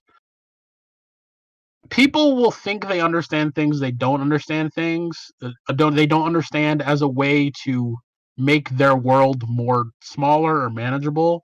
When it's just like, no, bro, like sometimes you're just grasping at straws. Like you think you have like it can be more complicated than that. The rabbit hole often goes deeper. Yeah, and like I can say like, all right, so I like I'll tell you, I had a conversation with a chemist once. Yeah. And like I have very limited knowledge of biology and like all of, like anything in like that sort of science subject, like on that side of things. And like I'm sitting there trying to compare things with him. And all this guy can think of is, you don't know what you're talking about. That's what he said to me. And it's like, listen to me. Of ego rather than trying to understand, which is annoying as shit. Yeah, it's like I'm like, listen, I'm trying to understand you and what you do with your job, and then people always just say like, well, you don't know as much as you think you do, and it's like, okay, so it's like, well, help me learn then. Like I'm trying to use my worldview to express my understanding please, of what they're doing. I ultimately think that if people can't explain something to you, they're probably not a good teacher, or they're not really that good, you know, or they're not listening, or because that's another big thing. Like, not listening is they hear through the lens of themselves and not actually hearing you, which is a problem, because like I sometimes do that sometimes, where like I'll think through my experience of something rather than actually hearing the person, thinking through what their words mean, and being like, oh, this is what he's trying to say. It's one of those things where like you can be like listening to someone but not hearing them. And I feel like that happens a lot. Like people a lot of times people listen from a place of being defensive, or wanting to defend kind of their own insecure natures, or their own ego. Like what I find, like, they fuck up everything in the process. Yeah. What I find is that like what it is like a lot of people think that you're trying to see them as fraudulent. Yeah, which is like, that's not, we're just having a conversation. Yeah, exactly. It's honestly like the two things that I take ego out of the conversation. Right. Like that wasn't what I was trying to do. Like this is my own immature understanding of what you're talking about. But please listen to me so we can work on a mutual understanding. Yeah. Exactly. And it's like, listen, I just want to understand what you're talking about. I want to learn something. And then usually it's like, what makes you so special? Dude, it's just like, that's all just like the toxic masculinity, or you're not that good. Not even that. I would say it's kind of, we live in a society of egotists, unfortunately, and like I think that's one of those things where like it's one of those things we're starting to claw back, because again, there's a middle way. But we're not there yet. But yeah, it's one of those things where like, bro, like I'm not trying to come at you. I'm just trying to understand. Like, can we calm down? At the same time, it's like some of the jiu-jitsu people that I did talk to, these world-class people, they travel from city to city, and they probably do meet people that want to like make them seem fraudulent. No, that's true. Some people are toxic, but I mean, like, it's one of those things where, like, are you gonna let those people ruin your, like, how you communicate with people? Because probably at a certain point, like, once you get that, like, someone's being belligerent to be belligerent, it's just like, bro, you're not helping any of this. So, like, I can either waste my time talking to you, which I'm donating right now, or you can go away and we do something else, or like this, like at a certain point, it's like just starting to understand that, like, no, you're just wasting both of our time. So I'm done. Yeah, and like it literally gets to the point where like I've had to tell people I like just to get past this little like this little like barrier. I was like, listen, I'm not that good. I've just loved jujitsu. I'm interested in it. It's like a passion of mine, and it's like Yeah, it's just sort of like, oh well, why did you have this error about you? And it's like, no, like yeah. dude, It's like, bro, yeah, like, well, I mean, some people just suck. Some people just try to. I'm not gonna say they're trying to tear it down, but it's like they're not being productive. They're their not their being their they're, walls they're are up. operating in bad faith. I would say is the best way to explain that. But I mean, then yeah, like on the opposite hand, I think you have in a lot of academic communities is that like you have people that have worked really hard to understand things, and yeah, they don't understand them perfectly, but they have the tools to start communicating some of those things. Hmm. I think there's a lot of overconfidence in that arena too, but that's a separate issue. But it's one of those things where like I think the people that like if I were to build like the perfect like science explanation platform, I would build like one where it was the masters and the PhD students that had to go out and explain science to people, not the doctors, not the people that have already done it. Yeah, Uh, exactly. those people are like, okay, we're solving the hard problems, like we're doing the active stuff. But like, if you want the perfect science communicator, like like ask someone who's still kind of fresh in the field who's just learning those concepts because I think they would be able to explain it to a layman because they were laymen not so long ago. Right. They would do wonders for science communication or idea communication because like they would be able to do that. Like I can come down to your level and explain, no, this is the current theory of how things work at the time. Um, this is what we know. This is a little bit of why, but I might not be able to give you the big technical details because they don't have like if you're explaining something to layman, they don't have the technical foundation for it. Right. Um, but like I feel like there is definitely a great lost art in science communication where it's some of these ideas taking them out of technical and explaining them in words is kind of lost because I mean again like it is like technical understanding versus conceptual understanding is still a gap and like being able to actually like explain something or teach something at multiple levels of conceptual, yeah, Yeah. that's a skill even a lot of really good technical artists don't have. Yeah, um one of the best teachers I've ever had was not like anywhere near the like that technical, but he could and he could teach you how to ski. Like, you know what I mean? He's just that type of dude. Like he figured it out and he just have that like empathic thought process where they can like do the mirror neuron computation, blah blah blah blah. I could be all science if I want, but like they can actually kind of like put themselves in your shoes, exactly. understand what you're trying to say, and kind of try to find good analogs to teach. Yes, absolutely. I, And I like would say like you see that a lot in academia is like you have professors that are fucking geniuses, but like aren't great at teaching, and like it's a skill. It's still a skill. and those classes are usually the worst. Oh Uh God, yeah.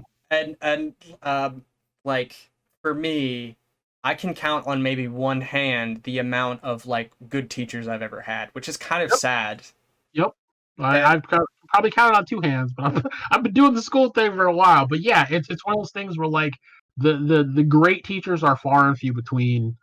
And there's a lot of teachers that are technical. They're very good at technical stuff, but they're not as good as relating the concepts. oh man, Um, I'm pretty sure I failed biology because I hated the way the teacher yeah, taught, and it was yeah, just incredibly obnoxious. yeah. But hey man, why don't we, if it's cool with you, I Take a think brief intermission, or what do we want to do? we'll take a brief intermission, and I really need to pee, Yep. and then we can come back and we'll switch subjects. Yeah, yeah, no, definitely. I had like, so looking kind of forward to into the topics we want to talk about. Like, I want to talk about like cool stuff upcoming in 2021. I'll do like a recap of 2020. So yeah, let's do the intermission and then just come right back. All right, man. Be right back. Yep. I'll at least unmute me. Yep. Um, were you digging the Tekken Tag 1 jams? Yeah.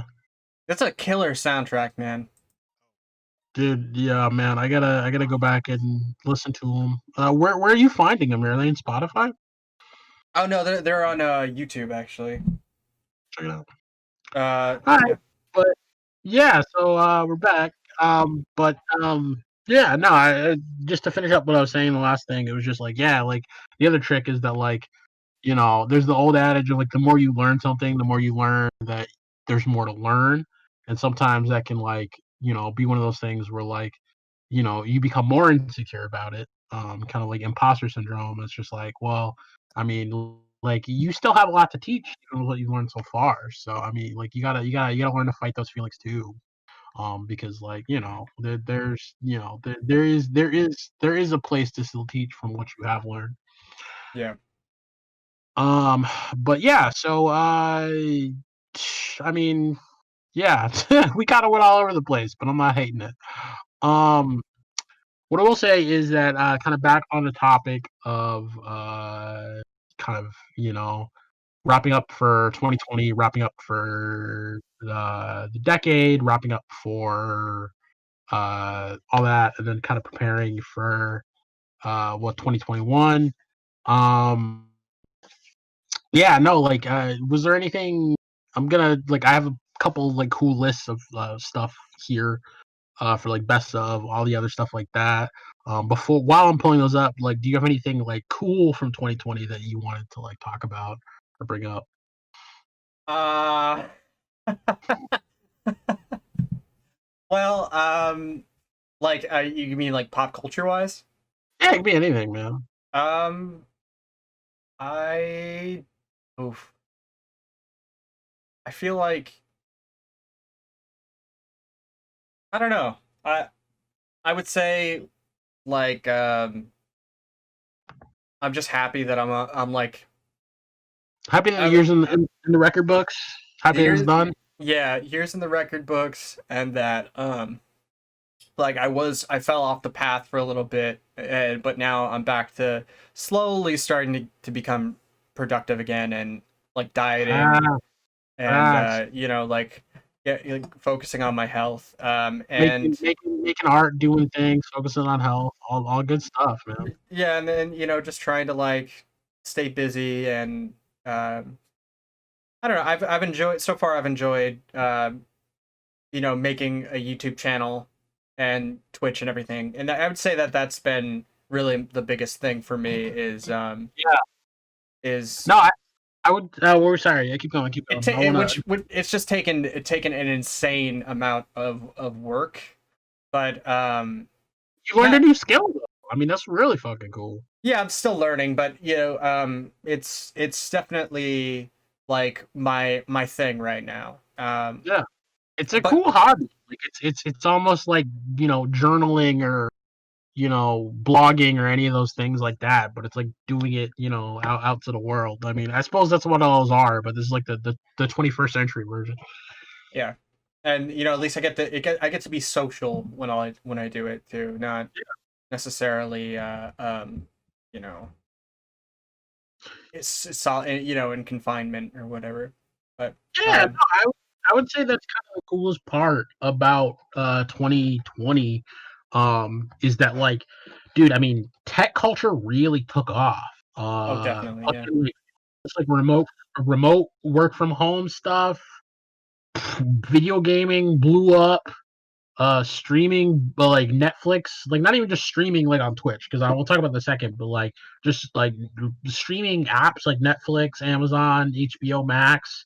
Like people got their TV watch hours in this fucking year, oh, definitely, for damn sure, for damn sure. Like anime got bigger.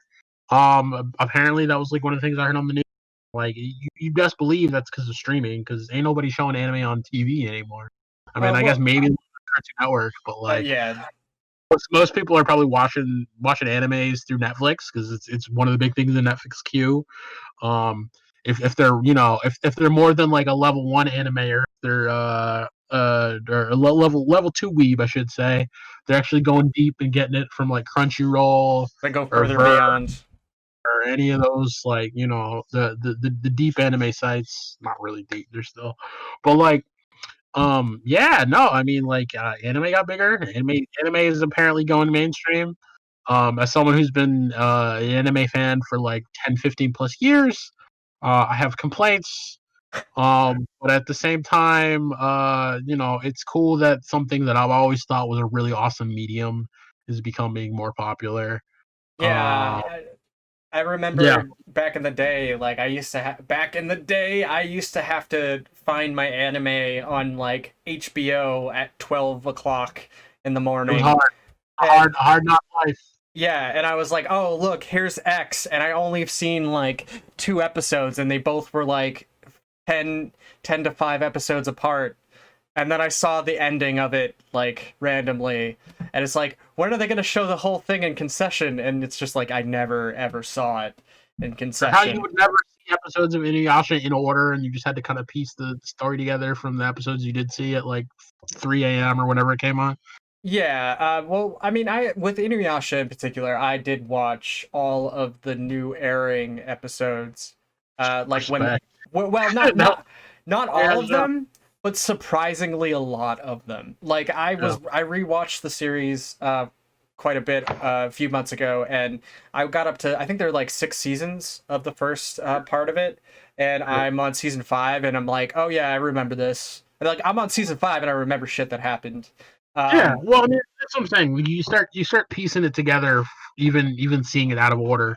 Um, but yeah, I mean, like, anime has definitely. I'm not gonna say anime has changed. I mean, that's a more and general statement. I would say it has, but war like, has changed. it's the statement doesn't really mean anything. It's like change has changed. Like, it's not a. It's a little vacuous. It's a little empty. It doesn't really provide any meaning. But no, like it's one of those things where like it's definitely it's cool to see something you've always loved become mainstream. I would say that like in terms of like anime writing, I would say that like I feel like like a lot of shows aren't written as well as a lot of shows I grew up watching were, and like this isn't all just like I watched it when I was young bias. Like I've always kind of really liked kind of like plots and dissecting them, and I really liked them when they were complex. And I mean, there's just a lot of just kind of like filler boilerplate anime. There's a lot of anime that just comes from light novels now, too, which are like that's 3 levels down in weebdom. Like it used to be that like animes came from like mangas, and now that like they've like the Japanese like studios have mined the manga companies down too far. They're like reaching into like light novels, which are basically like novels with like a couple animations every like couple pages or so. Like it'll be probably like a 100-page book, and there'll be maybe like 8 to 10 animations in it. So not a lot, maybe like 20. But it's one of those things where like I'm even disappointed in the animes that have been adapted from books. So you can see how much of a snob I am. Um, but no, it's one of those things where like I just feel like anime kind of lost a lot of its creativity to tell kind of unique and interesting stories. I feel like I mean again, everything's a every piece of art is still a project in engineering, and by that I mean like shit costs money, so you can't just make whatever you want, Pretty much. or I mean not without assuming some risk. And I feel like that market has got exceedingly risk averse into taking on new projects, a lot like I would say Hollywood has. But the unfortunate bit about that is that like a lot of cool stories that someone just probably penned up to make like short stories don't get made, and a lot of stuff that's like, well, we won't make it unless it's kind of like a tried and true proven property gets made. And a lot of tried and true proven properties are kind of garbage. Or I'm not gonna say they're garbage, but like they they're popular for the reasons a lot of things are popular, and not necessarily like cool novel story ideas or concepts or like, you know, philosophical examinations of problems. Like if you want to talk about like anime as like literature, anime as like philosophy, or literature as philosophy, or media as philosophy. But again, this is me being my snobby elitist self and saying that I'm kind of disappointed with modern anime because it's not deep enough. And it's like, oh, okay, bro. Like not everything has to be deep. Yeah. Um, but Yeah, no, I mean, I would say that, like, I mean, again, I don't watch every show that comes out every year, but there have been kind of few shows that have really kind of blown me away lately that have gotten popular, which is already again is like a sample, then a sample, then a sample problem. But like a lot of shows that do get popular nowadays do have really cool things about them. Like I know some of the stuff I haven't watched over this past like year and a half is like that, like Demon Slayer, but I hear Demon Slayer has amazing art because it's done by Ufotable, which is amazing studio for making art. So the plot doesn't even have to be good; it'll just be beautiful. And sometimes that's cool.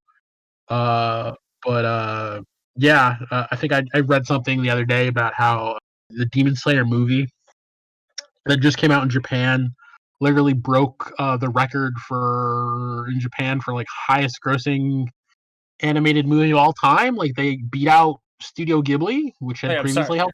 What movie? So, I want to say it was Spirited Away. I have to actually go and like Google it to see what movie they beat out. But basically, like Studio Ghibli, like one of their movies held the title for like most watched thing of all time, most watched animated thing of all time in Japan, and the Demon Slayer movie just beat it out by like I'm not sure if it was by a decent amount or not, but it's like we're comparing like a shonen to like Studio Ghibli, and it's like yeah, man, like anime's taken off even in Japan, which is funny to say, but like Mhm. apparently like I guess maybe that's how they handled COVID. They also watched anime. But like yeah, like apparently mangas have been like selling out there, like not even just Demon Slayer. Apparently, Demon Slayer manga is like selling out everywhere. Like whenever you go to buy it, it's gone. So like, mad Demon Slayer fans in Japan. So the show ain't going anywhere anytime soon. For fans out there. But yeah, like it's like I guess how Japan did COVID is they watched anime and manga too. So that shit worldwide now, which is cool. But yeah, I mean, like it's one of those things where like I'm definitely it's cool to see a medium that it's cool to see a thing you've always liked become popular. Yeah. I suppose. You know what I mean, and like you gotta like you know that means a lot of different things to a lot of people, but it's cool to see like it's cool to be that guy that's just, oh, I liked that shit before it was cool. You know what I mean? Yeah, no, I know what you mean. Like, just, yeah, I swear, like, the big thing for me was, like, it was almost impossible to find anime at one point. It was, like, really hard. Back Like, when we were younger, yeah, like circa like the 2000, like early almost the 2000s. 2000 through 2010, 11-ish region. Yeah, it was really hard. It was probably really hard after that too, but like I stopped looking in traditional places for it at that point. Yeah, I mean, like, there was, like, Anime Boston, Yep, I and, remember I went to a couple of those. They were dope as fuck. I still miss con culture. It's another thing 2020 took from us, even though I haven't personally been going in years. I know a lot of people still went and still did cosplay and still did all that stuff. And it's like, yeah, man, if you're gonna be cosplaying, you're gonna be e-girling it up from your home this year because like shit ain't have no events. great simping from home. Yep. I'm simping from home this year. That was the big thing in 2020, man. OnlyFans, people trying to get their side hustles going. It's taking over, bro. Simping from home, yeah, simping from home is that real life. I mean, Um, I know, like, a bunch of people that started, like, an OnlyFans. hey, bro, that Not a bunch, people but people need their money. Yeah, I know someone who literally like changed their life. Like they went from working like I assume like regular kind of like minimum wage jobs. Like I don't specifically know, but like not much higher than that to making like the triple digits, the big money. So was it is yeah. it Pam Well, Chains? we're not gonna name names. I don't want to like talk about other people on our podcast, but like yeah, it's just someone you and I both mutually know that like Okay. made that big um Big, doing the OnlyFans gig. And I'm big like, hey, number if go that's up. it, that big number go up. Hey, if you make your money, you know what I mean? Make your money, player. If that's the hustle you choose, then by all means, do you. You know what I mean? Not everyone built for that hustle, but if you ready to do it, do it. But yeah, so I mean, that was like a lot of people had radical career changes this year. But some people saw some really dope success with that. So, that's also one of those cool things about 2020 and like tech, and kind of changing to a digital landscape. I know personally, like there are things to complain about like as someone who was in school taking classes, there are things to complain with missing the camaraderie or missing the a lot of the like in-person interactions, especially of like labs and working with people or things that you work with people. But I gotta say, like a lot of professors like definitely stepped the fuck up and like brought class kicking and screaming into the 21st century. Not all of them, but like holy shit, recording lectures and posting them for later, like fucking genius. Like we're paying thousands of dollars a year. Why isn't that fucking mandatory? Like not every so people are gonna have a doctor's appointment. People are gonna miss lectures for dumb reasons. Yeah. People are gonna miss mental health reasons. Like people are like people are gonna have bad memories and forget verbatim what a professor said. Like why isn't that just a thing? Like why isn't it just recorded so I can fucking see it? Like honestly, like with the amount of money that goes into colleges, a lot of this shit should have been done not only a while ago, but it should just be standard practice. And if like a lot of this shit goes away because of COVID, which I'm sure it fucking will once we get back to normal classes, I'll be pissed because it was a really good resource. Memorize everything I see and hear it the first time, or can either think about things or I can write them down. And just having a way to just go back and take notes later, it was a chef's kiss. It was amazing. So many great things about moving into the digital age happened because of online classes, and I will be rip shit if and when they go away. Because honestly, we should have had them before. Like we live in a computer age. It's so annoying that we're still acting like college classes have to be taught like they're from the 1960s. You know what I mean? Yeah. Really dumb, really dumb. And doesn't really pay much attention to all the different types of learning and all the different types of learners there are. You know what I mean? As much as college wants to talk about being inclusive, like amazing way you could be inclusive would just be to like, you know, have digitally recorded lectures and let the people from the class go and watch them whatever they want. I mean, shit, that's an easy one, but fucking it took a global plague slash pandemic for people to do it. And be dragged kicking and screaming in the 21st century. So, yeah, that's one of the things from when COVID's over that I will not be happy to see disappear because it should have already been here. I mean, you never know. Yeah, I never know, but Things I things mean, can also not go back to normal. well, I mean, things better go back to normal because let's face it, I need to fucking sit my ass in a movie theater, dog. I miss that shit. We missed a shit ton of movies this year just because of that. And I mean, obviously, that's not the most important thing at all. But I miss social interaction that I don't have to wear a mask for. Yeah. Uh, Yeah. I mean, like I miss hanging out with the boys in person, which some of the boys have been doing like the full COVID bubble and haven't been doing it. So it's yeah, I definitely want things to go back to normal. I just need that to stay because it's progress, and I fail to see why we haven't made it. right. But yeah, I mean, so yeah, if like the work from home culture, honestly, for a lot of businesses should have already been a thing. Like people should have already at least doing a couple days a week from home. I mean, talk about like, some people have like 2 hour commutes to their jobs because living in the city is just untenable because housing prices in a lot of cities are just untenable. Yep. That freed up a lot of people to actually do shit they wanted to do in their life. Like I know people that have like marketing jobs in kind of Boston that were just like, yeah, well, I love skiing, so I'm gonna go live in Colorado because my job went remote. And it's like, that's fucking awesome. Like, why aren't more people given that option? Like, holy shit! Like, a lot of people have been able to make really cool changes just because of that. And it's like, well, why can't more jobs do that? Like, that's definitely, and like even a lot of jobs are realizing that because they're seeing how little they're having to spend on like office spaces and stuff like that, and they're just like, shit. Like we could have done this years ago. And it's also like, I mean, there are goods and bads to it because I mean, like not everyone wants to work from home or has the resources or has the internet, or wants to pay the electric bill, which the company certainly won't.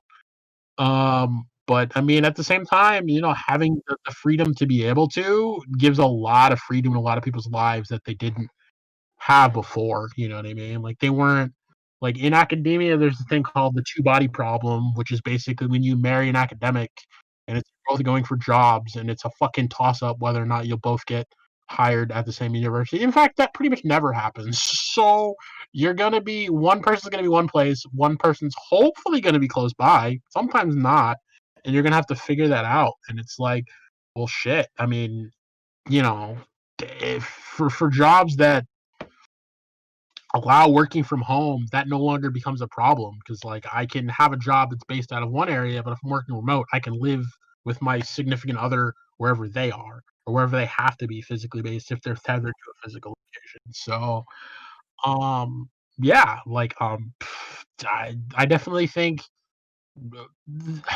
working from home should be a big thing going forward that will free up a lot of time in other people's lives. Like, would I like to see other cool shit? Like 4-day work week? Yes. Did I just see an article about that in the paper? Or like on Futurology? Yes. Because a lot of people have shown that like productivity goes down after a certain amount of time, and people are a lot more creative. Yeah. Not just productive, but creative in jobs that require it when they don't have to spend as much time at work because a lot of that time you can't be that creative all the time. You can't improvise with straight free jazz. Like that's not a thing. You get burned out. Yeah, you get burned out. People like stop being able to focus after like an hour or so. Yeah. I know like I used to try to avoid taking hour-long classes because of that. At least when I was in college, just because I knew like, oh, I'm not going to be able to retain all this information, and we're gonna go in an hour. You can go over so much shit. It was like a computer programming class. So. Yeah. Yeah, and if they recorded lectures, you'd be able to stop and come back and do that later. That would be awesome. Yes, But they I mean, didn't. it took a pandemic for that to happen.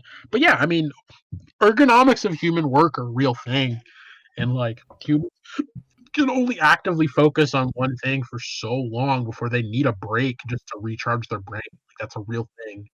Yeah. And that does need to start being taken more into account. So yeah, I'm really hoping that that becomes a thing because it's sorely needed in a lot of arenas. But yeah, I mean, as I said, there were some cool things in 2020 that we got. I mean, we learned that the internet I'm still an amazing piece of technology. One of the best things we've invented. Like imagine this plague had happened like back in the 90s, like pre-internet. Man, no one would be able to fucking talk to anybody. Fucking we'd be mailing letters places, but of course we done fucked up the post office this year too, so that wouldn't even have worked. Wait. What happened with the Oh, because of all the like The election mailing. shit, yeah, there's fucking other bullshit. Um, try not to get all too deep into it because I could go down a rabbit hole on that. But I mean, yeah, I mean, the internet is an amazing tool for staying in contact with people. That And humans were clever enough to invent. Um, the internet's great, but it should be policed.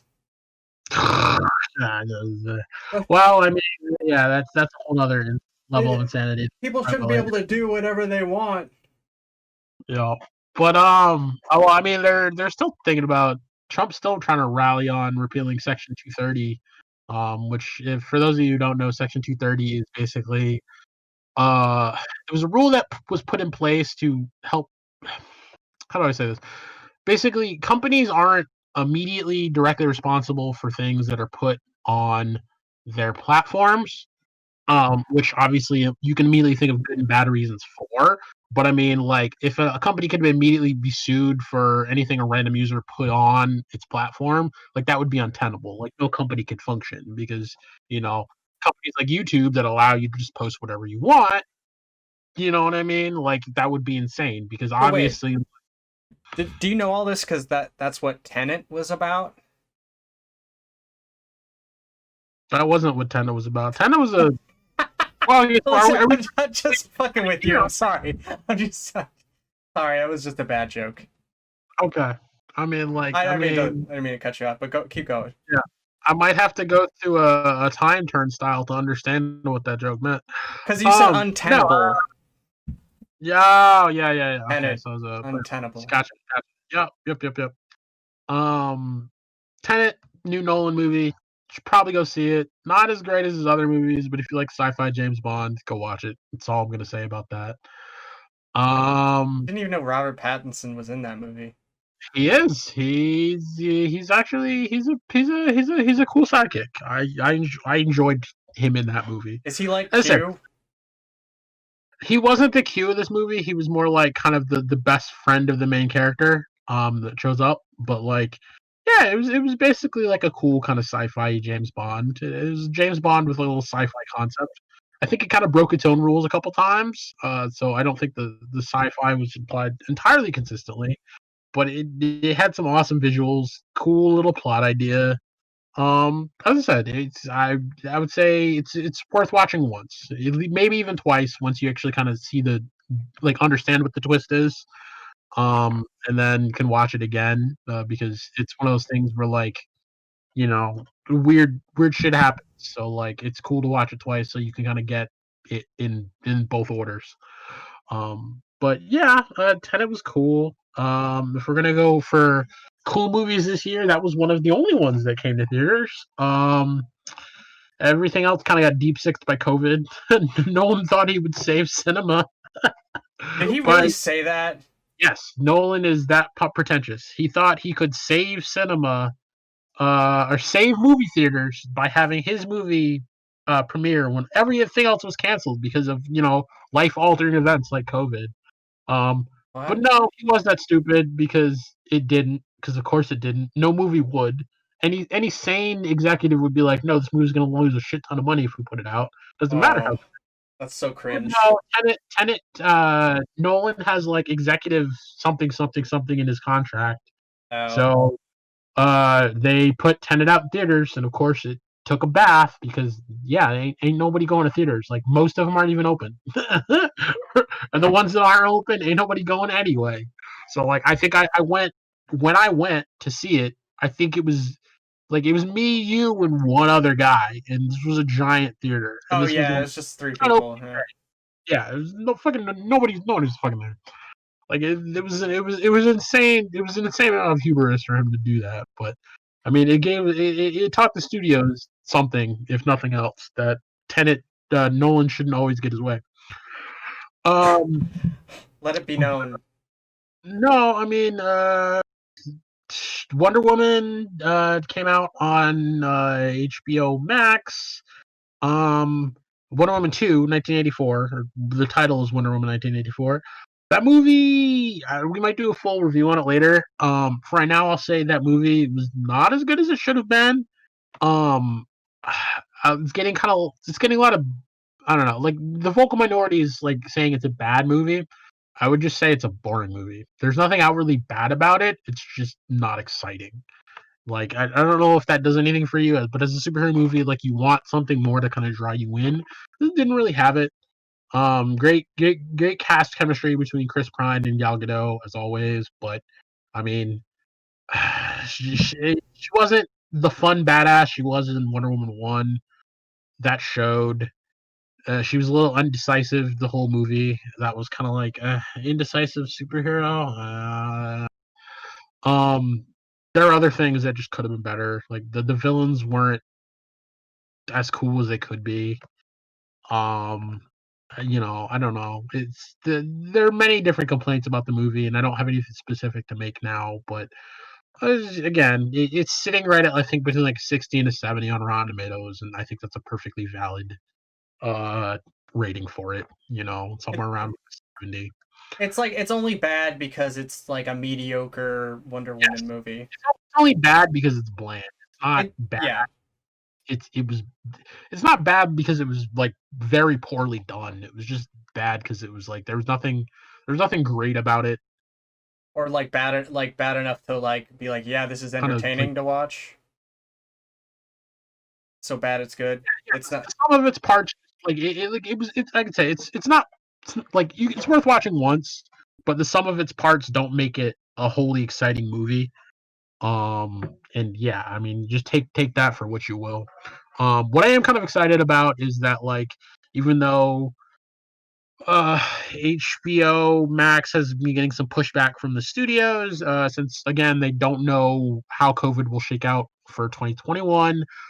They are committed to at least try to put a bunch of their movies that would have been theater run movies, and they're still going to try to make them theater run movies, but they're going to try to put them on the HBO Max service, which will be really kind of cool. Like, this That's is pretty like, neat. yeah, I know, like, Disney tried it with Mulan, which what you 100% told me was not worth it, but they tried charging $30 for seeing the new Mulan. It wasn't worth $30. Yep, yep, It's worth like if it was worth like 10, maybe yep. $15, I'd be like, all right, fine. But that movie was just it makes it sound like Wonder Woman, where it's like there's some good stuff, but everything that you love about the original isn't there. Like, and not Yep. everything, but most of what you love about the original. So it just doesn't make any sense. It's like, why did they make this movie? There's the better version already exists. Yep, yeah, just bland. But yeah, so like the cool thing about what HBO Max was doing was that, like, they weren't charging anything. They're just like, if you have the service, you come get these movies, honey. And it's like, hey, okay, that's dope. I can dig it.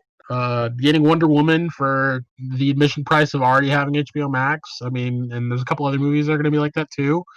That's pretty dope. There's a couple movies that the studios decided to claw back. Like, I don't think we're getting Dune. I think that's going to be mandatory, just theaters. But Dune? supposedly, like, I had a list. Like, we're getting like Matrix 4, a couple other things that are all going to come out to HBO Max, and it's like, oh, okay. Dune Mm-hmm. really should be on HBO Max. I don't think. I mean, so it depends on how theaters are going to be, because, like, I mean, that movie, like, I love Denis Villeneuve. I didn't say his name right. I love the director of Blade Runner 2049, because that movie is fucking amazing. Of course, they would have I him love direct Dune. Mario, 'cause that movie is fucking amazing. Like, Denis Villeneuve, that's closer. I know that's closer. Is an amazing director. Yes, it deserves to be on the big screen, but because of COVID, if it has to be on HBO Max, yeah, of course I'm gonna watch it. Dude's a fucking dope ass book. Like, Yeah. it's gonna be. It's probably gonna be good no matter what. Did you see the original movie? I haven't seen the original, only because I hear it's like long and kind of shitty, and I really, really like the book. So it's like, I don't want to hate the original. I know they like did some stuff on like the Sci-Fi Channel with like Patrick Stewart, where they made like a TV show of like some of the stuff that happens after the first book. I'll probably check that out. But no, like, I mean, I'm excited for it. It's just like one of those things about like how I just don't know. Like, I kind of feel a little bad for the directors of it, because it's like they don't know if like COVID's gonna, if they don't know if people are gonna come back to the movie theaters even when COVID's over. So it's like, you gotta have your fingers crossed there. Yeah, I know they had Agent Dale Cooper as the main character. I don't know if you're familiar Is with. he the guy from the Twin Peaks? I'm trying to remember. Yeah, he's the dude that was in Twin Peaks. And I think it had like Sting in it, Oh, like from The Police. fuck, dude, that's a blast from the past for a lot of people. Shit. But yeah, no, it was yeah. I said it. I really liked the book when I read it. I read it, I think, probably back in like 2016, 2015. Loved it. Read that. Read the next two books. Stopped somewhere during God Emperor of Doom, because it's just a hell of a lot weirder than the other books. But I mean, it's really, really good book series. Wait, can you explain to me their power? Because I don't fully, like, I have not, like, I know about Dune, but I don't know enough about it to be like. So the big idea is that, like, they live in the future. We've decided robots were a bad idea, probably because I assume they tried to like take over the world and we had to kill them all. I don't know. We're kind of past that point at this point. So everything is done with people. Like, it's like, I guess there's no sentient AIs. It's like kind of minimum tech that way. But the idea is that since everything is done with people, people's like mental abilities have gotten a lot stronger. basically kind of bordering on like precognition and shit like that. Yeah. And basically what it is that Dune, or the planet like Arrakis, they're these just giant sandworms which basically poop out like space cinnamon.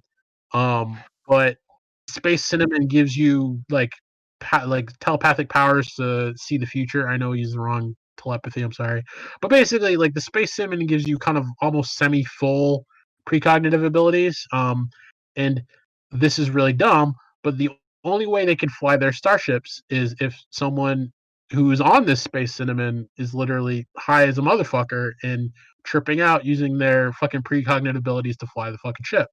So That is ridiculous. All right. yes, so that's why they kind of joke about the spice must flow, because it's literally the backbone of their entire fucking interstellar transport infrastructure, which is insane. So wait, what? But So is it about trading?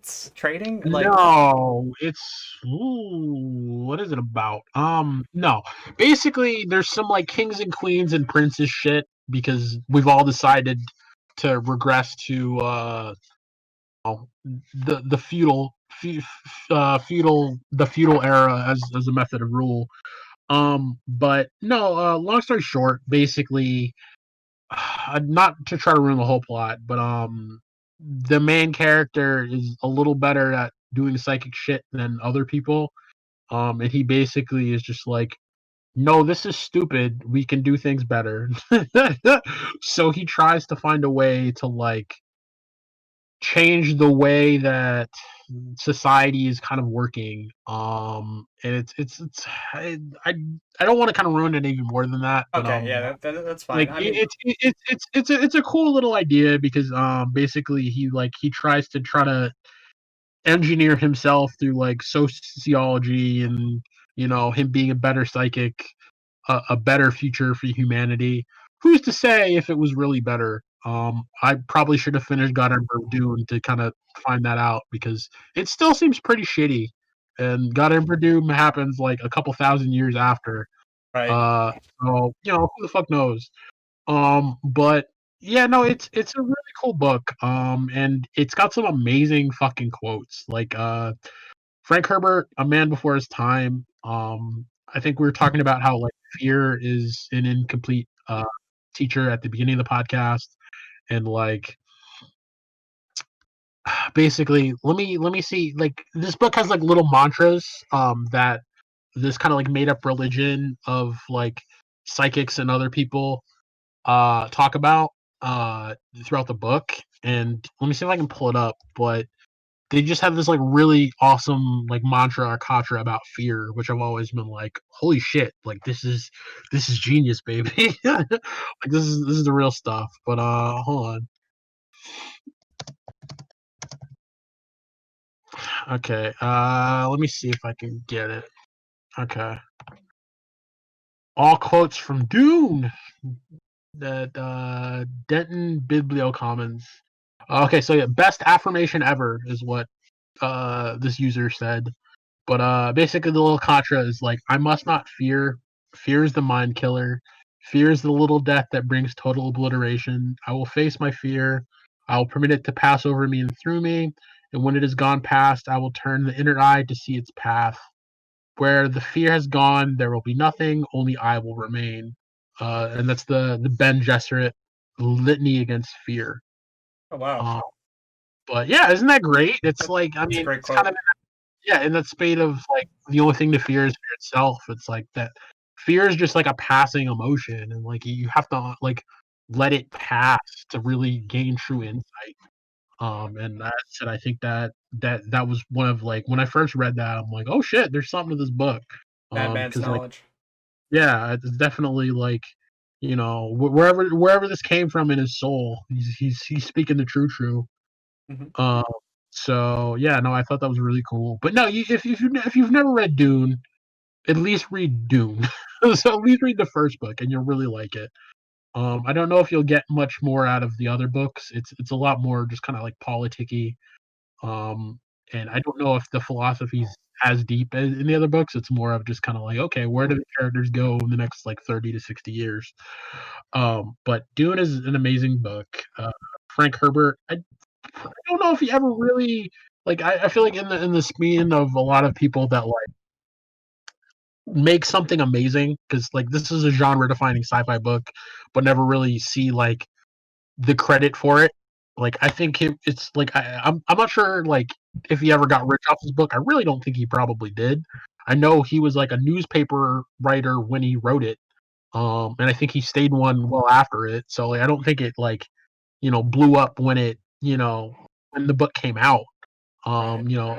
He's classically underrated, but legendary author, as it would go. But I mean, the book is phenomenal. I think the kind of hallmark of all good sci-fi is that it's speculative fiction. It tries to take, issues and things it sees about the world and how people interact with each other, how people act, and kind of put them into different contexts so you can kind of like philosophically think about issues and about people and all the big concepts of like psychology, philosophy, sociology, technology, yada yada yada. And I think this is a really good book for that. It has a lot of really cool concepts. But yeah, I mean, I'm really excited. If anyone who's listening to this has never read Dune, either read it or go check out the movie. But I promise if you read it, you'll get a ton out of it. I promise if you watch the new movie, you'll probably like it a lot. But it's a phenomenal book, and if you still like reading, you should probably check it out. I think it even used to be on like the military reading list of books you should read, Oh and there was wow. actually a surprisingly good list of books on there, like books good. Like Ender's Game was on there, and it's like, yeah, like a book that's actually critical about some of the negative aspects of war, but like also an amazing book. Yeah, read Ender's Game. Like I've always been impressed by it. Like I want to see if I can pull up that specific list. I won't pull it up this episode, but I'll look for it in the future. But like for a formative mind or just a mind that's like interested in finding kind of like new ideas, great books, excellent book. But yeah, so excited. Dune was supposed to come out right around Christmas this year, sitting in the can somewhere. But I believe it is finished, so we'll get that sometime in 2021. That is something I am looking forward to. Do. I kept saying there were things I was gonna pull up, but I can't find any of these articles, even though I've Googled them. But yeah, let's We'll see. fix it in post. No, we got it. Okay, so dumb events, or okay, so do. Okay, so we'll do the bad before we do the good because like I like to kind of round out on the bad. But I mean, like, yeah, this is a year for growth. This is all year that also a lot of crazy shit happened. And that's life is sometimes on that. Sometimes it's that like, whoo, you give and they take. The seesaw. But yeah, so like things that happened in 2020, the crazy shit.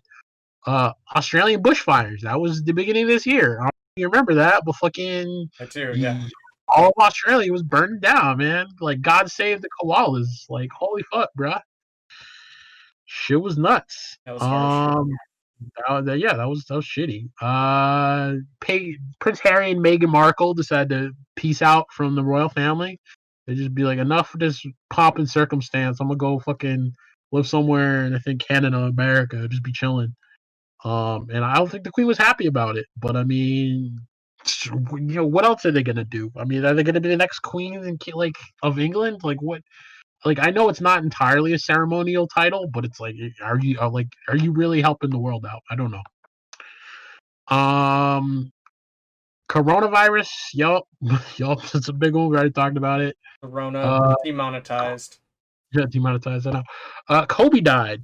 Oh I'm pretty sure that yeah. happened in January. That was mad early. Yeah, January 26th. Like Holy shit, that's right. that was super unexpected. Yeah, and like a helicopter accident with his daughter, and it was just like, holy fuck, man. Like this is not the way to start the year, bro.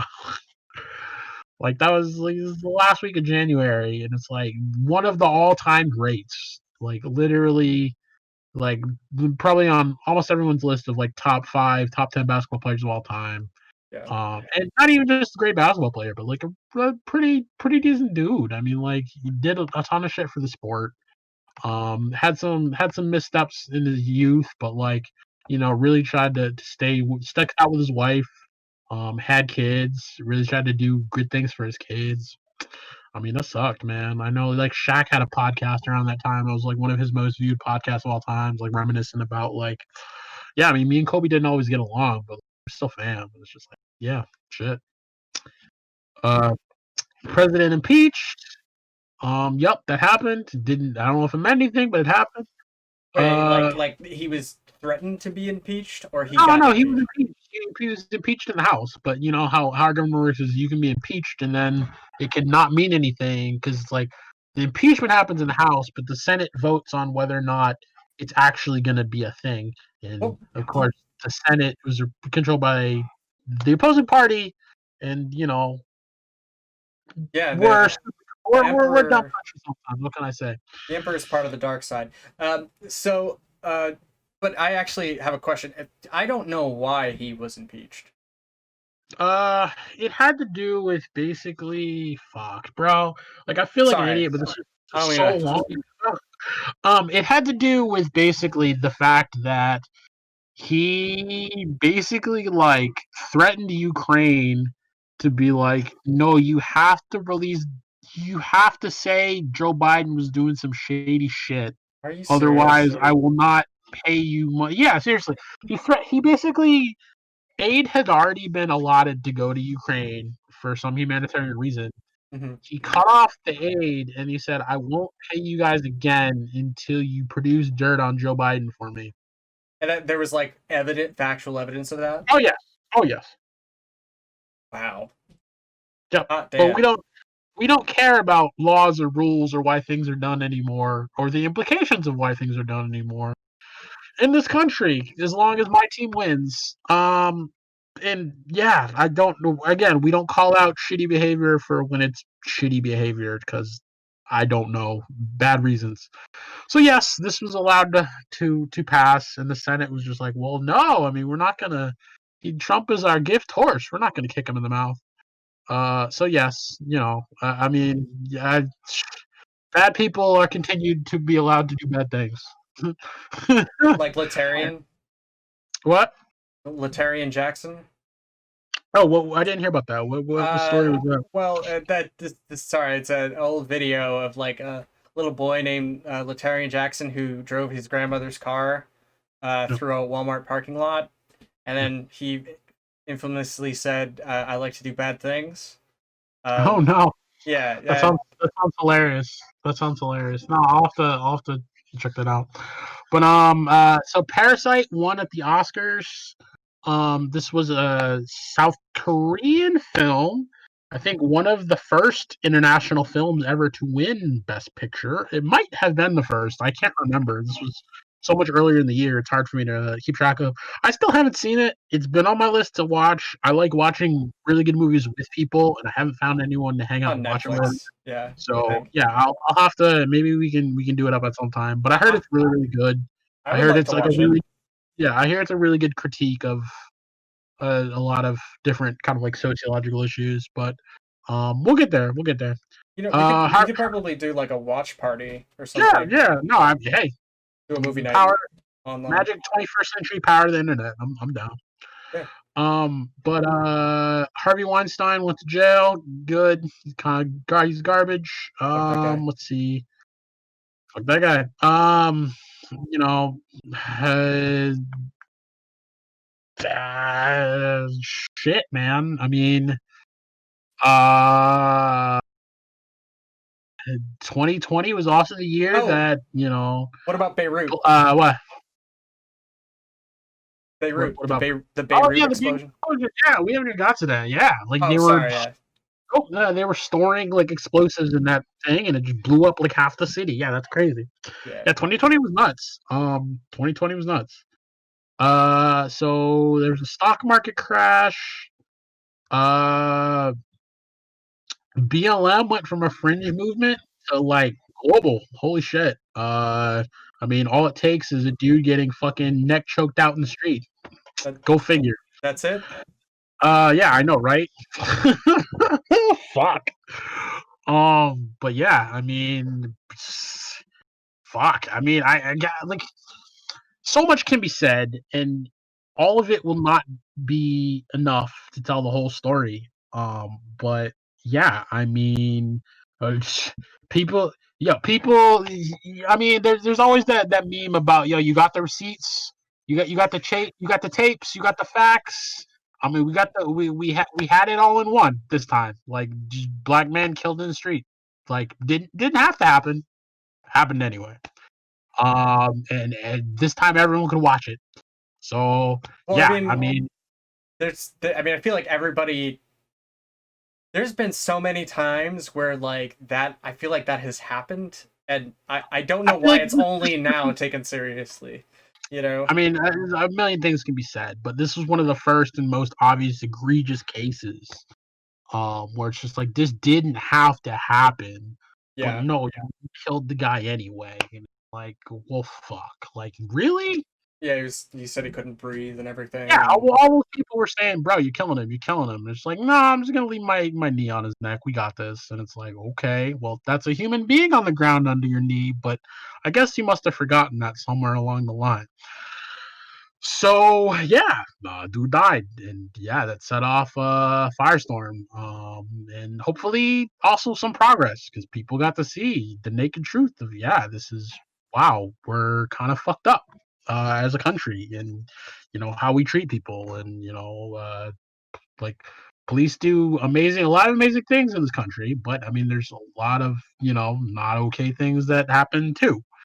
And I think this definitely showed that there's a dark side to kind of the brutalist culture we have in the United States, yeah. where it's like kill first, ask questions later, and it's like, oh shit, no, that's not good. That can be bad. That can be very bad.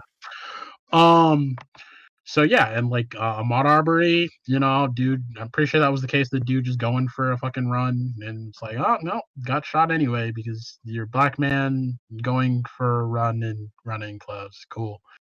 And then Breonna Taylor, you'd be sleeping on a couch, but you dated someone who sold drugs once, so that's it's an allowance to just She's get got a executed. gun. Yeah, yeah. Well, I mean, her husband did have a gun, but they also broke into their house because that's a thing we allow cops to do without. Wait. So like they didn't have a warrant or anything? I mean, if Mark, you don't know, you don't know. so there's a thing called no knock warrants, which basically means that as long as a warrant is issued to you by a judge, which this was dumb because if they had actually would have done more confirmation, they would have realized. I'm pretty sure the person they wanted to find was already in custody. So of course, fuck actually paying attention. But yes, there's a thing called no knock warrants where basically as long as the warrant is issued by a judge, you can just bust in someone's house and, Jesus. take all the risks associated with that. Um and yeah, so her boyfriend was there at the time, not the drug dealer, totally different boyfriend. So again, the case goes like if you've dated someone who sold drugs anytime forever, I guess you're fucked, which is insane, but yeah.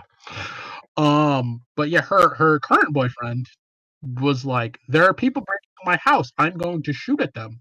Not knowing that the people breaking into the house were the cops who did such a terrible job of announcing themselves that they got shot at. So, when the cops get shot at, because dude assumes that someone's breaking into his house, I should defend myself, the cops shoot back and kill an innocent woman on the couch who the only crime she was guilty of was dating someone who sold drugs once. Fucked up. So, yeah. Yeah, no, that's really fucked up because she was just sleeping on the couch. Yeah. And that's how she died. Because cops can't announce themselves before coming in because someone thought that needed to be a thing. Probably didn't. Someone thought it needed to be a thing. So yeah, I mean, it's a fucking tragedy, man. And yeah, I mean, hopefully, like I think the state it happened in tried to outlaw no knock warrants. I don't know if they were entirely successful. I can't remember. I'd have to double check that. Um, But yeah, no, I think this year really showed, especially the protests. Like even like white people were getting beat up. Like, I mean, there shouldn't be a difference, but I mean, it was one of those things where it showed that like we need to change not only the culture of policing in the United States, but how we interact with communities, especially during large scale protests, for a lot of reasons. And like, yes, it goes both ways, but I mean, when you guys are beating down the people with the signs only because you don't want them there, and they were only doing the protesting, that's different than like beating down people who are rioters. And the fact that you can't tell the difference is a problem, because that means a lot of people in the country won't be able to tell the difference either. And it's just, I can't tell you how many dumb conversations and dumb messages I've seen about that. And it's just like, dude, 99% of these protests were just people protesting. But no, the cops decided it was time to go. And then they just started fucking people up, because for a lot of the police, that just means time to get the tear gas and the batons out. I'll be damned if those people were doing anything violent before that. And it's like, well, fuck. That's just dumb. I can't. It's just that's not good for anybody. You know what I mean? So yeah, I mean, a peaceful protest can turn into a riot real easily if you start beating someone over the head with a baton. But I mean, who started that? You know what I mean? So yeah, I mean, we need to. There's a lot of things we need to change about the culture, and like understanding that like people can have legitimate grievances and still get beat by cops. I think a lot of people learned that this year. And yeah, that's crazy. But I mean, what's the old like childish Gambino? Like, this is America. Don't catch you slipping. Yeah. Um, but shit, yeah. I mean, more can be said, but again, that could be a whole podcast in itself. So I'm not gonna try to get bogged down here. Um, let's see. Bernie lost to Biden. Pour one out. Shed a tear. Last time we'll probably feel the burn. Yeah, I know, right? Fuck. God, America still has problems choosing right, even between the obvious options. I don't know what to say. Although I mean, I'm gonna say you didn't make the worst choice. So okay, so there's a great Winston Churchill quote. There's a great Winston Churchill quote about how I'm gonna paraphrase. I don't remember the exact quote, but it's like America will always make the right choice after all other options have been exhausted. Was the effect of the quote, and I'm like, damn, he might have been onto something. Because we did. I mean, like we did. We made objectively not the worst choice. I could say better things about Biden Harris, and I'm sure there are better things to be said. But the one thing I will say is we made objectively not the worst choice. Um, there are good things about that choice, but again, objectively, not the worst choice. I absolutely. I just want to say that I hate that argument, but Yeah. like it's not because everybody says that.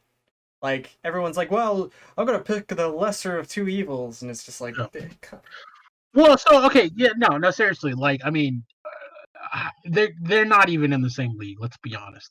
Like, Biden is just like a normal Democratic politician. I mean, give or take, there's good and bad in there, but there's more I can live with than I can. Trump is just in a whole other realm, insanely bad, that never should have happened in the first place. It only gets worse with time. So yeah, I'm flummoxed. I don't even know if enough could be said. Like, dude still couldn't even admit he lost, and he knows he lost. He just wants to grift the half of this country that still thinks it's a sane thing to do, to not admit it, and also he can take money from. and just there's levels here of just insanity I can't even speak to, but it's just like, bro, for the safety of the country, I mean, you basically like delegitimized elections for like half of the country that voted for you forever. Like, I don't think you understand how dangerously insane that is. I mean, you clearly don't, because if you did, you probably wouldn't do it. But there's levels here I can't even go into. Gotcha. But yeah, it's just like, well, fuck America. You didn't do the dumbest thing this time, but you came goddamn close. Right. Again, more can be said, but I don't know if it even needs to be. But I have no objections. yep. Chadwick Boseman, man, rest in peace, Black Panther. God damn, 43 years young. Oh my god, I just remembered MF Doom died. Hold on, spoilers. We're getting to that. We're getting to that. Sorry, I just was like, nope. You're right. No, that was coming at the end of the list. Anyway, go on. But yeah, 4-year battle with colon cancer, kept it on the down low. I gotta say, I same with the MF Doom death, because his family revealed it today. He didn't actually die. He died in October. He's been dead since like the 31st of October. Christ. I gotta say, really impressed with the ability of families and all that stuff to keep things that are super personal to themselves this year. Isn't it Like no one knew Chadwick Boseman had colon cancer. Like Chadwick knew, obviously. Yeah. His close family probably knew, but I don't think Kevin Feige knew. I don't think any of the Marvel execs knew. I don't think barely anybody knew. But no, he grinded it out and did the best he could fighting a terrible disease on his without the media eye. I'm sure because that's who he decided is best. And yeah, he lost, but I have to have mad respect for him keeping to themselves and doing what they thought was best for them. That was amazing resilience to do that. But yeah, I mean, it's tragedy, man. I mean, speaking as a black adult who was once a black child, I feel like Black Panther was one of the first movies that definitely one of the first black superhero movies, but one of the few movies I've seen that felt authentic to a black culture experience in America, let alone just like a culture experience just in general. I think it's one of the movies that, I mean, it was directed by Ryan Coogler, who, man, he's done a lot of other really good pieces with black leads. Like he directed Creed. I'm pretty sure that's one of he directed Fruitvale Station, which is another story about black guy getting killed for retarded reasons. But I mean, it was one of those. It was a superhero movie that really felt like it got it. Or got a lot of the important stuff. I mean, it was still through the lens of a superhero movie. Let's be honest. It's fictional media. But no, it felt authentic. It felt like a great story, and it was awesome. I'm sure for black kids around the world to see a hero that they could look up to, and a story that did feel authentic in its own way. And to have a superhero to a lot of these kids die only after his first movie, dude, sucks. Really sucks. Shit. I mean, it sucks. 2020, man. Take some of the great. But no, I mean, as even as those of the non-colored persuasion. I mean, what did you think of the first Black Panther? It was decent. What did you think? I honestly, I think it's one of the better. I think it's one of the better Marvel movies. It's in the top. Honestly, it's in the top 10 for me. It's up there with I think the Avengers movies are Yep. really they're up there, and Black Panther was really good. I don't know. They're way better than the Thor movies. I'll say that for fucking sure. Oh my god, dude. Easy. Free. I mean, well, Thor Ragnarok's great, but I mean, yeah. but like every other Thor movie Yep. besides They were 3, they were they were they were they were resident sleeper. They were even definitely. even Yep. 3 is like, it's good, but like in a weird way, like Yeah, it's it's like good because it's like it's got quirky humor. It's not good because it's good. they finally Yeah, realized that Thor is a funny character. yeah, it should be, or should be. Yes, Yeah, and like he actually works better as like a comedy. so much better. So And much it's like once he stopped taking himself seriously, it's like the character's like way like, he's all right in the Avengers movies, but then better. it's like he just Yep, hit a whole nother level once, yep, yep. Nope. and then Taika Waititi definitely figured out like, wait, no, this should be funny, and he was right. yeah, and like him with the Guardians is gonna be, I hope that's Great gonna team be up. really good. Yeah, Excellent team up. that's like Excellent team up. Can't wait. Can't wait. He's gonna show up in the next Guardians movie, yeah, and they're gonna show up in the next Thor movie. So yeah, no, super hyped for that. yeah, Um, definitely. but yeah, no, like thank you for the Caucasian persuasion flavor. I appreciate that. Appreciate that. Yeah, no problem, man. But no, Yeah, no, I I'm thought trying that. to think- You know yeah, what? I actually thought that like okay, so I like Michael B. Jordan, and yeah. I actually thought he was the best part of Black Oh, Panther. so good. Yes, He was but, like, really one of good. the best villains in all of Marvel. One of the most like richly and complexly described. You could see his plight. Yeah, You could see the error of his ways that made him a villain. yeah. But like at the same time, like you understood where the passion was coming. Yeah, it's so great. So such Well, an amazingly crafted villain. yeah, and like not to mention like I couldn't think of like somebody who better like he just complimented Chadwick Boseman so well, So and good. They like played off each other so well. he was like freaking in good, insanely good shape, and like I know I'm jealous of that body. That's like one of my like that's if I have like an inspo wall for like I want to look this good again one day.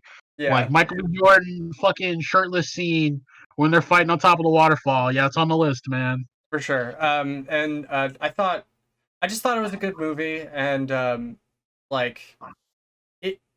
Usually, any time that he was on screen, it was a highlight of whatever movie he was in. In my like, at least in the Marvel movies that I've seen, like Yeah, no, he was even great in Civil War too. I he, like 100%. Yeah, yeah, no, he was excellent. Like when he's I going love after that. Winter Soldier, yeah, Yeah, no, I love that it was scene where like badass.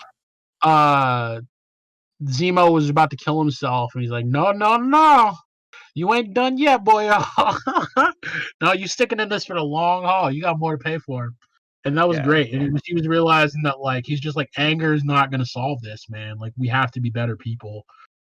Which is something I feel that was character development that carried over into his own movie, Black Panther, when he was just yeah, like, no, like this is not good enough. We have to be better people. Like we are owed to be better people, yeah. to each other and to the world. And And like that shit was huge, man. That was like it was such a great like what we owe to each other moment, which I feel like is a philosophy that's not talked about enough, Matt, well, that was nowadays. like that was the message at the end of the movie, was essentially like, community is important. Like Yes, everyone matters, and like you're only as weak as your weakest member. You know what I mean? yes, And yes, like that's kind of how I saw the ending of Black Panther. Like yes. that was what I took away from it, because like I like how like at the end, because he gave back, and like I think he bought that that complex, and he like Oh yeah, rebuilt yeah, it and yeah. stuff. No, yeah. He's like, I have to do something more for the people, like all of the people that we've left behind and ignored because we've had privilege that they haven't had. Yeah, no, man, Yeah, that my movie said so much while like saying so little. It was I like right, and excellent. it was Michael B. Jordan's character that like really was the arc of like that Yeah, he was the message. impetus for that. He was like, no, we have to do better. Yeah, because Um, other people would become like Michael B. Jordan, yeah, and no, it was like we have a responsibility to the world to yeah, be better than this. yeah. Um, And like even though like Wakanda is like the most like advanced society yeah, supposedly on Earth, It's just like, yeah, why are they like how I don't understand how they're hoarding all that tech, but you know, it's but not helping other people. Yeah, yeah, and not helping other people. Well, I mean, I think it was like the old guard that like his dad that well, wait. How is so there's Wakanda, right? And then like so there's like a town that's like a cover up for the city of Wakanda? No. So they have basically they have a cover that they're like a third world nation. But secretly, like, so they have like a bunch of like farms and outposts and a bunch of other thing, and like they pretend to be not as rich or technologically advanced as they are, but really they just have like a big like holographic cloak over their entire city. Yeah, that's right. That like prevents people from knowing like what their real tech is like. And again, like that was kind of the one of the themes of the movie is that like we can't live our lives based in fear because we're gonna miss out on the good we could do in the Yeah. world. Yeah, and I think like, you know, with that was sort of like Michael B. Jordan's entire character was like, this is what we can have if we want it, if we choose to have it. And it's like, if we take it rather than, you know what I mean? It was choosing war over choosing peace and like betterment. Yeah, and like that's why like of course like it was sort of like a yin and yang thing where like you had the two Black Panther suits like fighting each other, where it's like, well, he's gonna be the king of Wakanda if you. I love it. It so good.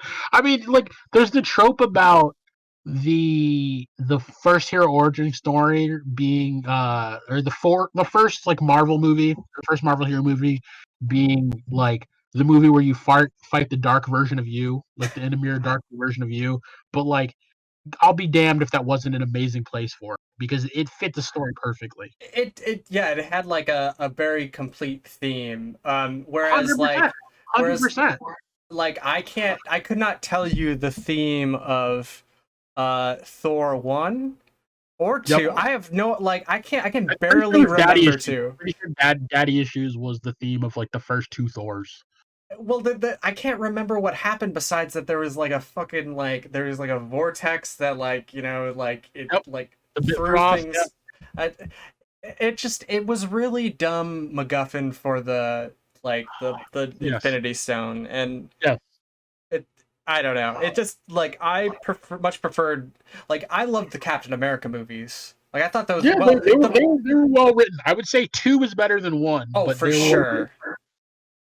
For sure, like two is fucking amazing. Like was my favorite movie. It was like an action spy thriller. It's honestly one of the best Marvel movies they've made. I think so too. And the first one is like hokey, but it has some good moments. It's not, yeah. I don't think it's as good as like Black Panther, but the second movie is like right up there with my top favorite Marvel movies because it actually took itself seriously, and it was like, I don't know. It just like, or it was so contrasting between the first movie and the second movie. Like the first movie is just like, it was hard to take serious. Yeah, it was supposed to be hokey. It was supposed to be like the villains were supposed to be evil caricatures. Which I mean, let's be honest. Like, do you want Nazis that you kind of agree with nowadays? Because nowadays, like, I think we've passed the point where people don't understand why fascism is bad and why shit like that is bad. And it's like, do you want Nazis where you can see their point? I don't know. I don't know if you do in this day and age because some people are going to be like, "All Empire did nothing wrong," and it's like, no, they're going to do it seriously, and you're going to be like, "Oh no, oh no." Well, that's like I've told people before that like the Empire. Are you talking about in Star Wars? Like, well, I mean, like I don't want to say like I don't want to go like full with it when like there's the whole like Hitler did nothing wrong because that's like no, you're obviously like you're being a fuck. Yeah, but like I mean, it's kind of like those people that are like start joking about Empire did nothing wrong, and then like at some point they trick themselves into believing it, and it's like no, these were bad people doing bad things. Yeah, like, they were what they thought was good, but no, they're terrible. Galactic, no, not galactic, but global genocide. Yeah. Like destroying entire planets on many scales, and like subjugation of basically the entire galaxy for no other purpose than because you want to rule it. Yeah, no, it was fucked up. Somebody had posted this thing that was like, you know, Darth Vader, well, his parents died and this happened, and you know, he had a terrible childhood and he became one of the baddest motherfuckers on the planet. And I'm like, no, you don't want to be like Darth Vader. He's basically a space Nazi. Yeah, no, he's terrible. Like, he's a terrible person who did terrible. I mean, he started by murdering children. Like, this wasn't that even was like evil yet. Like, this was just a warm up for him. Yeah, that was like literally the younglings. Well, that and that village full of people, the aliens, the oh my god, I can't even think of the name. Yeah, that was bad, but it was like it was one of those things where like he was mad that they killed his mom. Yeah, but that's still not right. It's not right, but like it's one of those things that like through the haze of rage you understand. But everything after that, no, you're just terrible now. You also have to start that the slide of dark side had to start somewhere. 100%. It was one of those things where like, but he kept making bad choices, and I'm like, this is why he is a bad person. And I like how okay, so like the thing that would have made that movie better is if like instead of just like saying like, and then he made this bad choice, and then he made this bad choice, he actually explained to you why he like made every bad choice, and it made sense, like in some way. But instead, they just montaged him just like murdering people for like not necessarily montage, but they kept his screen time very brief. He wasn't around. Dude, like there's so many problems with Revenge of the Sith. I can't even get into them now. Like, as much as people want to shit on it, like honestly, I think the most complete of the prequels was 1, because 1 felt like a whole movie, and 2 felt like the rest of the story that he wanted to tell, but not in a good order, with a good format, or with like story beats that really kind of made them feel like their own movies. Yeah.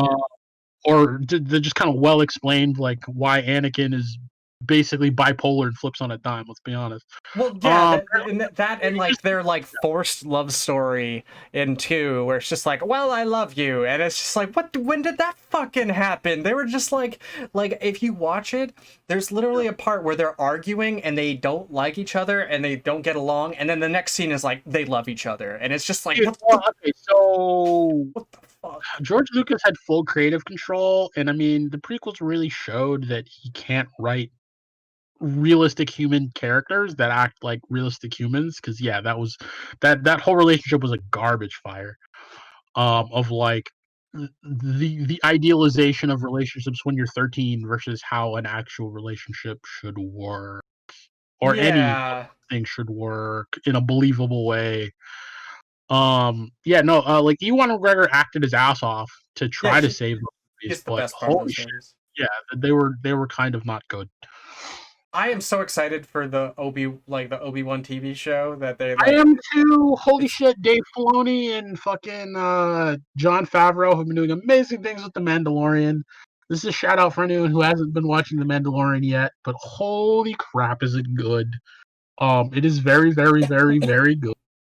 It brings a lot of the things you wanted Star Wars to feel like back, and makes you feel that way about Star Wars again. It's gonna have spin-offs of characters that you already like. It handles characters you already like really well.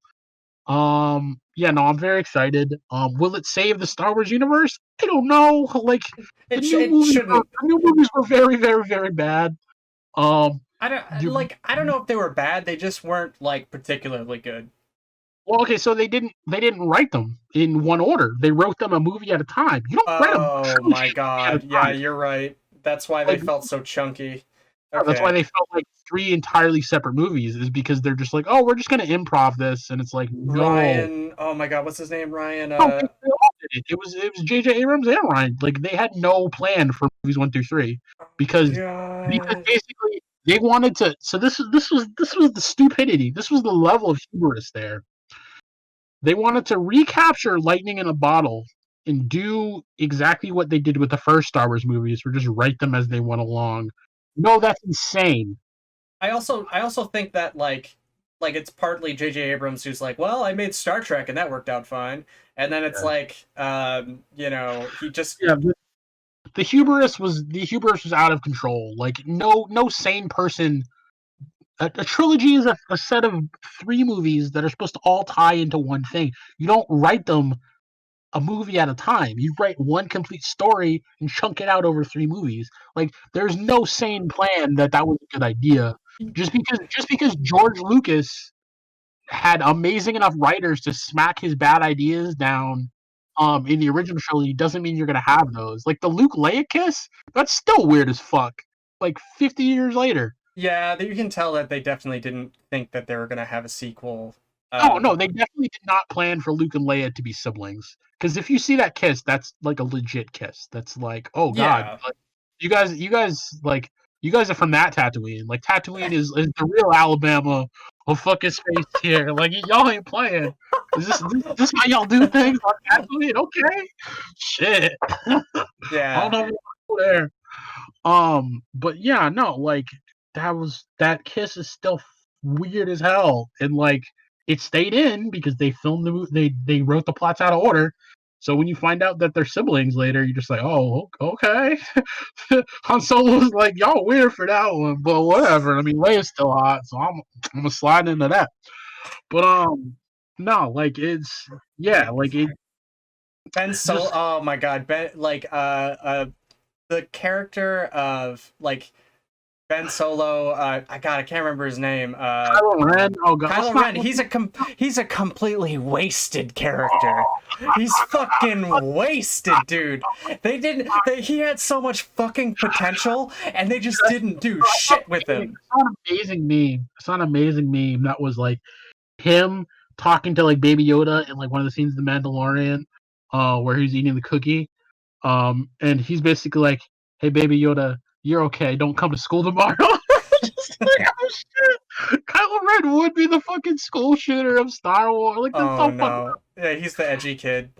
Oh my god, like that's so fucked up. But it's like I get it. I do. Not, He really was an edgy kid. Like his he's an character edgelord completely. yeah, the character archetype was written so terribly from the beginning. It was Yeah. because he was like He was a bitch. He was a little bitch. He was a little bitch that he's just a little wanted bitch. to be a teacher. Yeah, he basically is like oh, I don't know. It just seems so fucking stupid. It was terrible. It was a terrible archetype for like. It was basically like, that was my biggest problem with The Force Awakens. It was basically just A New Hope 2 Electric Boogaloo. Like you just rehashed all the plot points from A New Hope, remixed it, and like called it your own movie. And it's like, no, this is just A New Hope. Like, what the fuck are you doing? I mean, I fell for it, so You just made a bigger Death Star. That's literally your MacGuffin. You made a bigger Death Star that blows up they're like blows up multiple planets as they're like opposed to one. shit. Like This episode 8 is kind of fucked. What are we gonna do? Well, we still have. Let's get another Death Star. Make it bigger. Let's just make it big. Let's make a whole planet in this. Oh my god, not a moon size, not a planet size. How can we bring the Emperor back? Well, I've got an idea. All right. Yeah. If the first 2 Death Stars didn't work, let's make a bigger.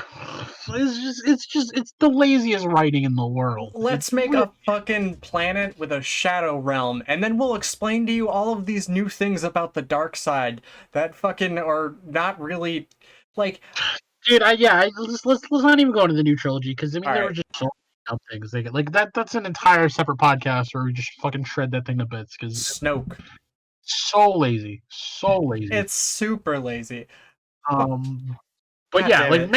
Mandalorian's trying to fix it. God, like again, God bless him in that task because those movies are just a nightmare of just ridiculous writing and plot points. But Yeah. I mean, I God bless them for trying.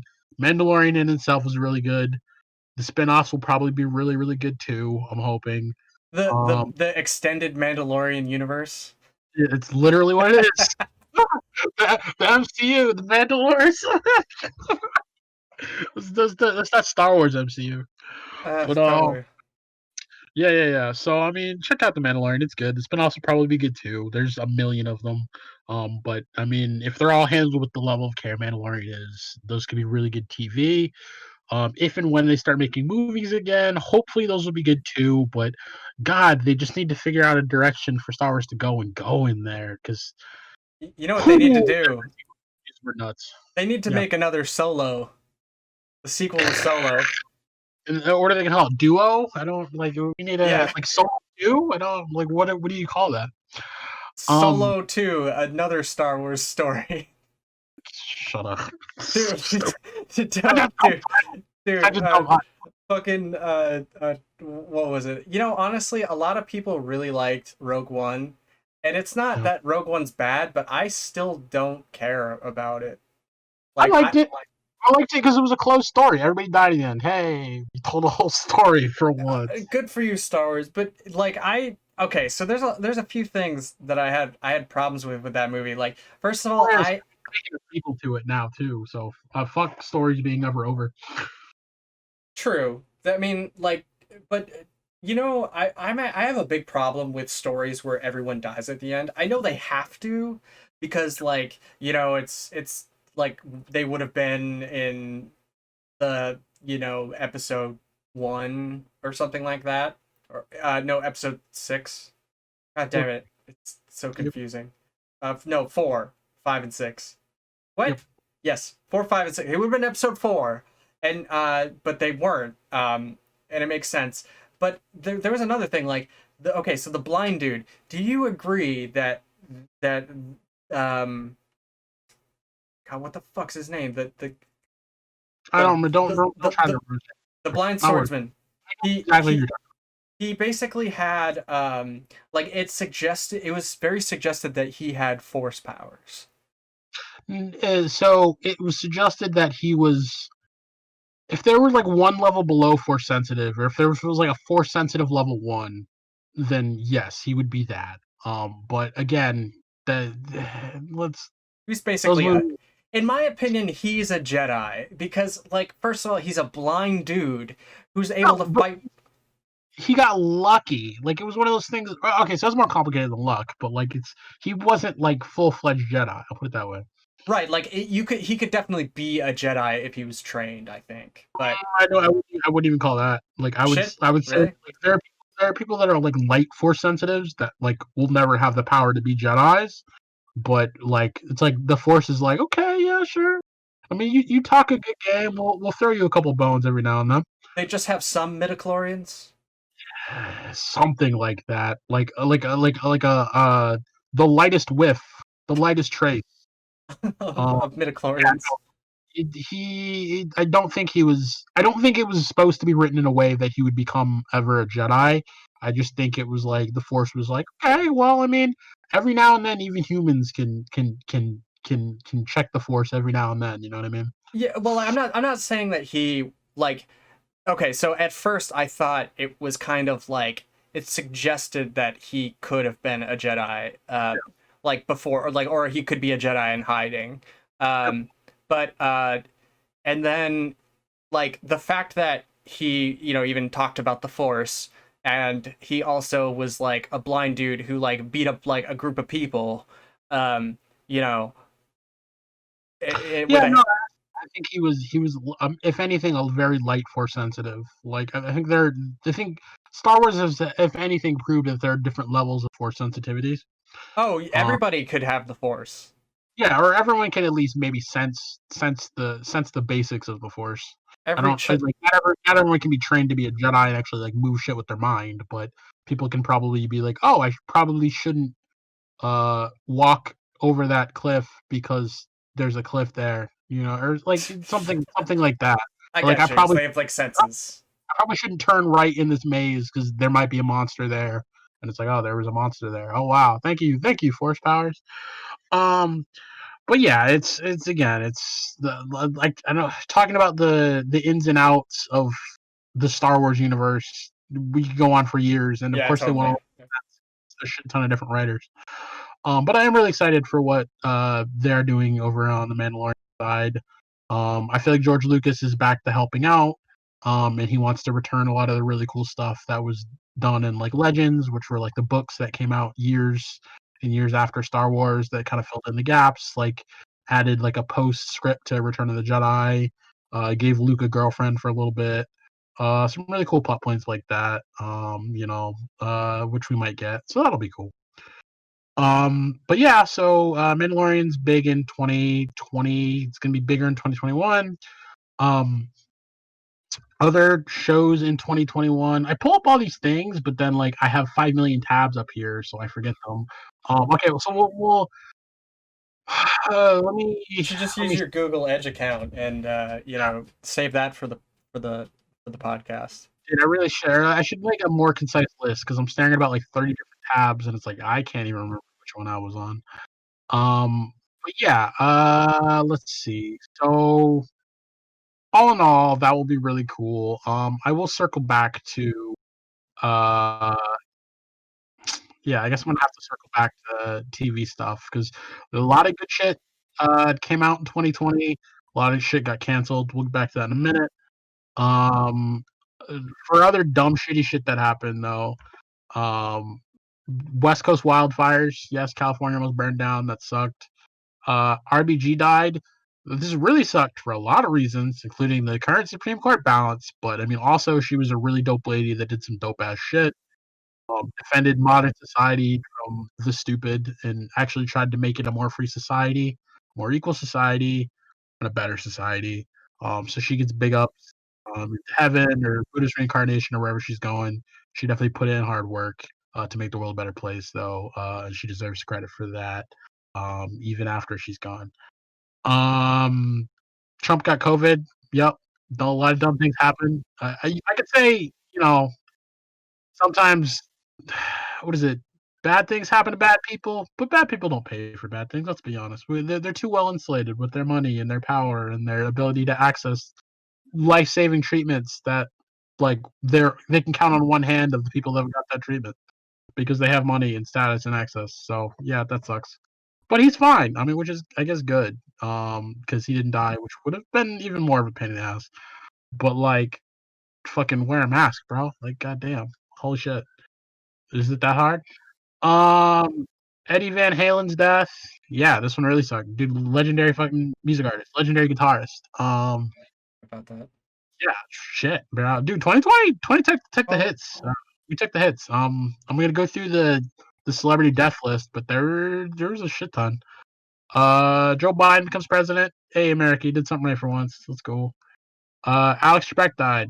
Also really sucks. Dude was a legendary game show host. Jeopardy tried to raise the intellect of the country single-handedly with one fucking game show. Couldn't do it all its work on its own, but like I will never have someone not tell me that Jeopardy is not the most intellectually savvy mainstream game show. Its questions are a lot more broad and a lot more intelligent than Who Wants to Be a Millionaire by far, a lot less stupid. It really tries to show that yes, like learning should still be a thing when you're an adult. And yes, people can learn things and know things. Knowing things is good.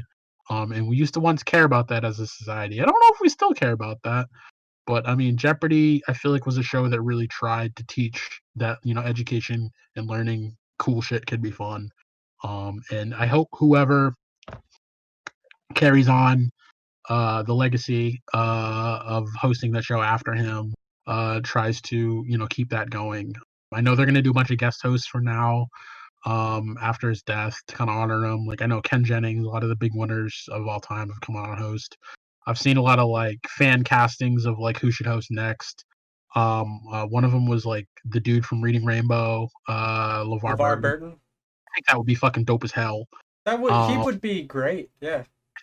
Really cool, but I mean, we'll see what happens. But I mean, yeah, Jeopardy was an awesome show. I loved it as a kid. I was like, oh shit, do I remember this random fact from like high school U.S. history or like other random shit from around the world? It was cool.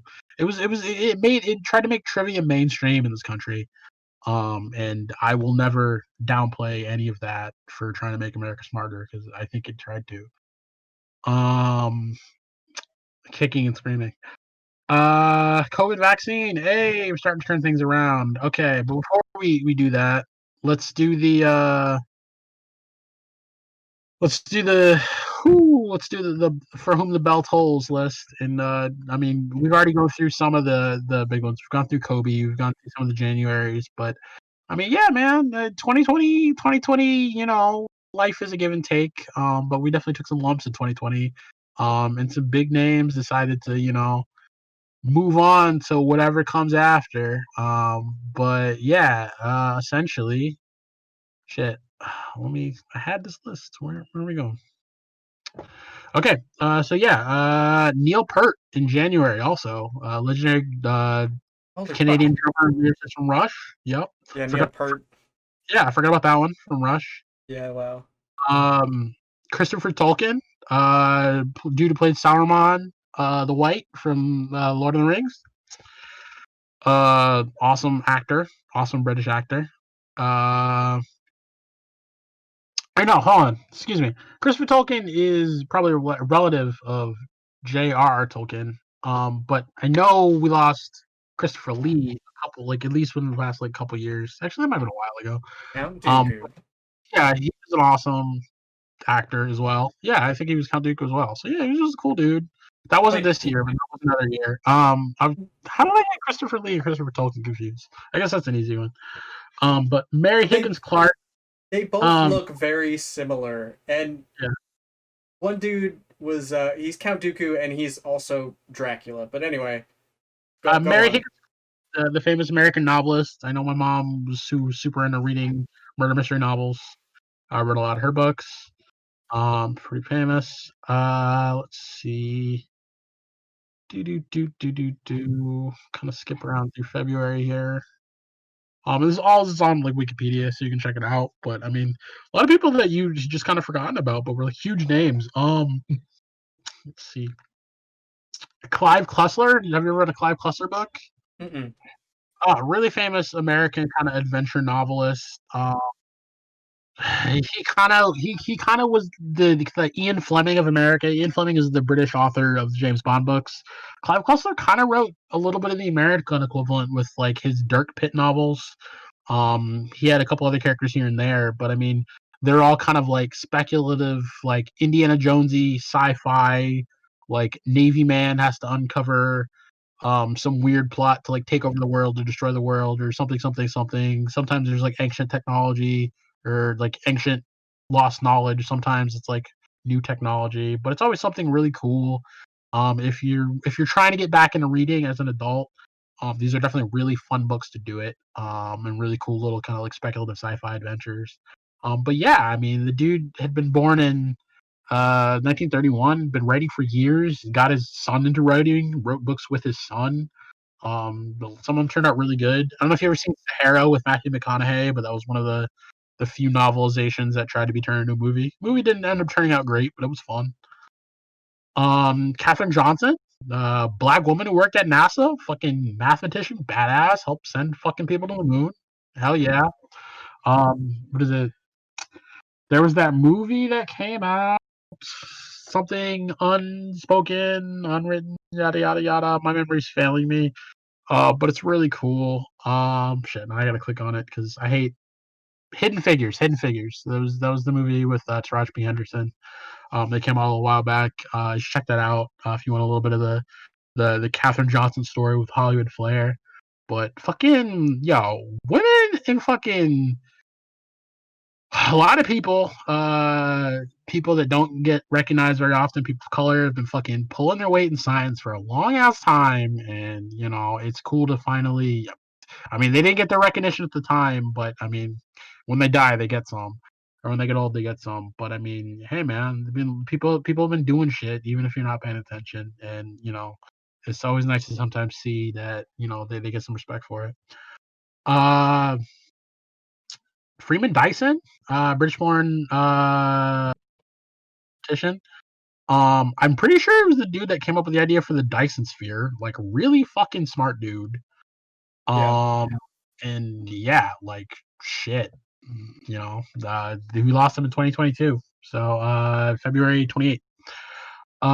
But yeah, what else we got? Kind of going through like the American and British ones that I recognize, but of course, this is an international list. There's a lot of other people on this. Uh, Betty White's still around and kicking. No, hell yeah, we got Betty White for Holy shit. 2021, baby. She's around for another year. We Another still 100 got her years. holding on strong. Hell yeah. But what else? Do. In April. Got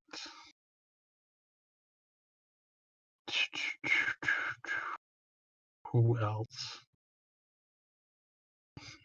Who's kind of famous? Carl Reiner is kind of famous American actor and comedian.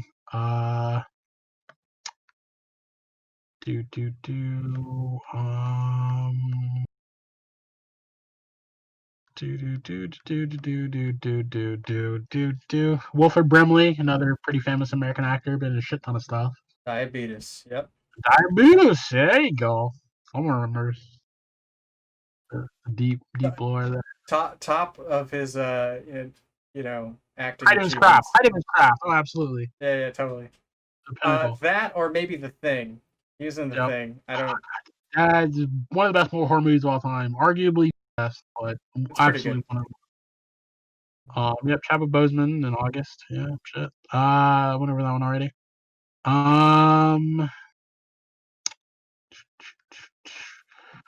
Let's see. John D. Barrow, who's an English theoretical physicist and cosmologist. Another legend of the mathematics science game there. Let's see. We're in October. So days apart, even though only one death got revealed literally yesterday. It's now the 1st. But October, no, actually both on the same day. Sorry, I was reading this, but October 31st, 2020, we lost both the legend and the great Sean Connery and the legend and the great MF Doom. Now I could go on at so much length about Doom, and I will.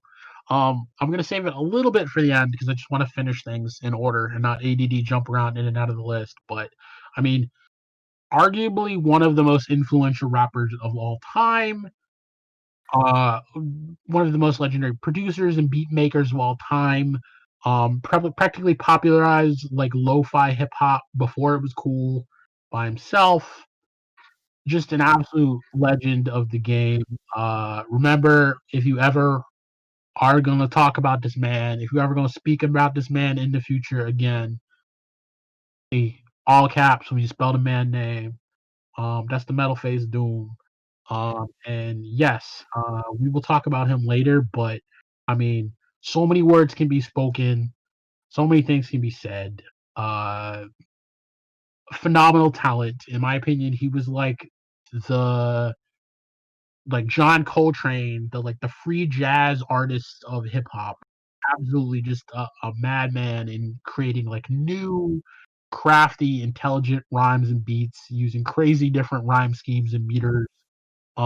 He even took the name of that volcano that erupted in like New Zealand or whatever. I can't even say it. It starts with an E, like Evan Goku. I can't even say it, and like put it in a rhyme just because he could do it. Crazy genius of just lyrical wordplay and all that stuff like that. Crazy evil genius. Crazy evil, exactly. Crazy evil genius. Self-styled after the Marvel villain, sometimes anti-hero, Doctor Doom himself. Devon Was Doom. Yes, he was I hate the term, but he was a black nerd before it was cool, or blurred. That's the most uncharted word in the universe. Don't ever use it. But I mean, yeah, like he would often put references to like 60s Saturday morning Marvel cartoons, like superhero cartoons in his raps. Made Star Trek references in his raps. Put out a record with like Adult Swim, featuring like heroes from Cartoon Network, Adult Swim, and like characters from Aqua Teen Hunger Force just because he could, and like Space Ghost because he could. The consummate legend and talent. Just I could, yeah. Again, I don't know. I said I wasn't gonna go on at length about it. I said I was gonna circle back, but like, I mean, I guess I said most of what I could say. I have just one. Ooh, so like, let me just do one little tribute to him. And I'll just leave it at that. But like, let me see if I can do the first verse of like all caps, just for the people out there that are fans. I'm a terrible rapper, but I aspire to be a better one. And like Mad Villainy, IMF Doom was one of the people that got me really hooked on hip hop back when I was like young middle schooler trying to find out what music I like. So yeah, I'm gonna do acapella obviously because no music because DMCA. But here we go. So nasty that it's probably somewhat of a travesty. Having me daily told me people you can call me your majesty. Keep your battery charged. You know it won't stick, yo. And you know it's not his fault. You kick slow. Shoulda let your trick hold. So let your trick hold chick you sick low. Plus nobody couldn't do nothing once he let the brick go. And I know that's a bunch of snow. The beat is so butter. People slow cutter as he uttered the calm flow. Your mother don't talk about my mom's yo. Sometimes he rhyme quick, sometimes he rhyme slow. A verse versa. Whip up a slice of the nice verse pie. He did on the first try. Villain, the worst guy. Spot hot tracks like he spot a pair of fat asses. Shots of the scotch out from the square shot glasses. And he won't stop till he got the masses. And like I could keep going, but like, man, the dude is a genius. The dude was a genius at writing lyrics. Absolute fire. And yeah, I mean, it's a damn shame, but just remember all caps when you spell a man's name. And like straight up, uh yeah, I mean, dude's a legend. I mean, go like hop on Spotify, check out his discography. I mean, even like NPR bites his like instrumental like hooks and samples for their like interludes between like segments. I mean, absolute touched everywhere in terms of pop culture and being an influence on the culture of like hip hop and jazz and inspiration and like making stuff go mainstream. Didn't do it for the clout, didn't do it for the fame. Yeah, he got a little bit of that, but like he wasn't on that like materialist like mainstream rapper shit. Nah, he did it because it was an art form and he was good at it. And much respect to him. Yeah, for sure. But dang, that was really trash. I should have rehearsed that before I did No, it. But dude, it sounded great, dude. yeah.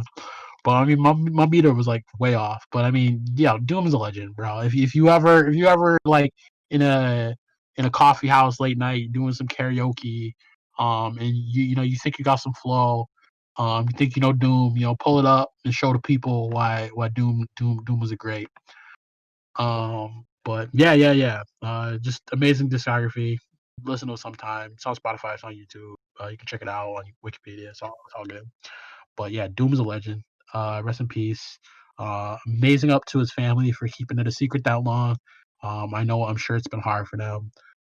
But I'm sure they wanted to let everyone know before the year was over, which is when they released the information yesterday. That Doom was no longer with us. So and yeah, I mean, yeah, absolute consummate talent that influenced a ton of people and the music they like and stuff like that. So shout outs, big ups, RIP. But yeah, finishing out this list. Yo, bro, how are they gonna do us like this? Like how SNL gonna do us like this? In October we lost Sean Connery. In November we lost Alex Trebek. I mean, come on, bro. I mean, they doing Battle Up in Heaven where they're arguing over shit like in SNL. But I like didn't even yeah, put that together I until. mean, Oh yeah, like shit. Like I mean, bro, if there were two people were gonna go the same year, I mean, definitely. like obviously that was like fictional, like hype about them in like SNL. Like, I'm sure they didn't really fight in real life, but that sketch is legendary, Yeah, legendary SNL. So I'll bring it up. But yeah, I mean, shit, we lost Trebek and we lost Connor the same year. That's rough. They're both absolute legends. Uh, let's see. Shit. I'm sure they're fighting up in heaven over something dumb. Uh, and then December. Mother Trebek. Yeah, there you go. Suck a Trebek. That's what your mother said last night. I'll My take Connery the is I'll take the peanuts mightier for 500. so like I will never not like I don't know if I should like okay so like the man couldn't do anything but a Scottish accent, but holy shit, did he make me want to believe that he was the only Russian sub member with a Scottish accent in the Hunt for Red October, because that was just like, you're Russian, but I'm okay with it. I'll roll with it. It's Sean Connery, baby. It's like it's like when Mark Wahlberg played that guy from Texas in the Transformers movie. He's like, I'm Mark Wahlberg. I'm from Texas. I'm a scientist. He's what part of Texas are you from? Oh, the north side through Boston, He's a transplant. Yeah, no, yeah, that was crazy. He's like, how long you live in Texas? It's like, how long you live in Boston? Like, it was, yeah, that was nuts, bro. Like, people who just don't have any accent range playing characters just because the role says. And it was just sometimes just funny as fuck. Mark Wahlberg always plays just Mark Wahlberg. That's all he can play. Yep, but we're okay with it. Just like Sean Connery, we're just okay with it. Yeah, fair enough. Yeah. But oh yeah, so December. But yeah, just again, absolute legend. Again, only believable Scottish Russian submarine pilot in the world. Only one I ever believe. Deep cuts. Deep cuts. But go watch Hunt for Red October. It's a dope movie if you haven't ever seen it. Go watch Dragonheart. No, go watch. Weird. Go watch. What's it called? Shit. Highlander. Oh, yeah. Wasn't he like a Scottish Spaniard in that? Like, it was something. Yes. Yeah. He's the Scottish Spaniard that trained Duncan MacLeod. Yeah. Is it? Wait. Okay. So I get both the MacLeods confused. Yeah, there's two of them. That's the problem. The cousin. I get the cousin confused with the guy from the movies all the time. Because the guy from one of them, Duncan, was the one in the show, and I'm pretty sure he might have shown up in the movies. The show was dope, by the way. Like, if you want an example of like great 90s character of the week writing, go watch that fucking show. It's so good. I actually had a part. Oh my god! I think it was we were just watching the 20XX. I put it like a little scene from the opening of that show, the Highlander show, because I used to love that show as a kid. Yeah, it had the opening by Queen. Yeah, the show was dope as fuck. Yeah, dude. Born to be kings, we're the heroes of the universe. That shit was fire. Like, that's a fucking badass song. The shit was dope as hell. Yeah, that's my shit. Yeah, like back when Queen did stuff for TV and movies, holy shit. Like the fucking We Will Rock You in fucking Mighty Ducks, fire as fuck. I mean, granted that was written before Mighty Ducks, but still fire as fuck. Well, they did Flash. They did Flash, yeah. Dope as hell. Yeah, no, I remember watching that movie. I'm like, oh shit, is that Queen? And then they like show up in that fucking music video and shit. Yeah, that was dope. Yeah, that shit was dope. Queen writing fucking your, you've made it when Queen wrote your fucking intro for your show. That's all I gotta say. Yeah, they can write some fucking amazing songs. That's for sure. They could write some jams. R.I.P. Freddie Mercury, but fucking Brian. Oh god, Brian May. Yes, he has a PhD in physics. What a baller! I did not know that. I think after he was done rocking out with Queen, he decided to be like, yo, I'm gonna go and finish my fucking physics PhD, and he did it. I think the dude, the guitarist from Black Sabbath, is a doctor, actually. Really? Yeah. Shout out. I think and also the dude from the lead singer of the, oh my god, The Offspring is like, I think he's like a chemist or a biologist or something like that. Yeah, no, I know. Dexter. I know what's his name. I know the that German action movie star. He is like, I think at least his undergrad in chemical engineering. Oh yeah, like he's not. You're talking about Dolph Lundgren. Yes, yeah. Dolph Lundgren has at least a degree in chemical engineering. He actually has like a few different degrees, and like I think he has like a few master's degrees. Shout out to our educated artists out there, straight up. Yeah, that guy's dope. Hold it down on two fronts. Dolph Lundgren, yeah. I mean, Ivan Drago. And So like the 90s and the 80s were such a magical time for writing like heroic character movies. Like, yes, I mean those characters weren't real people, but I'll be damned if they didn't make some enjoyable movies. You know what I mean? yeah, I'm Like everything actually was black and white. The characters weren't complex, or if they were complex, it was for like, not necessarily realistic reasons, but like, damn, those are some enjoyable movies.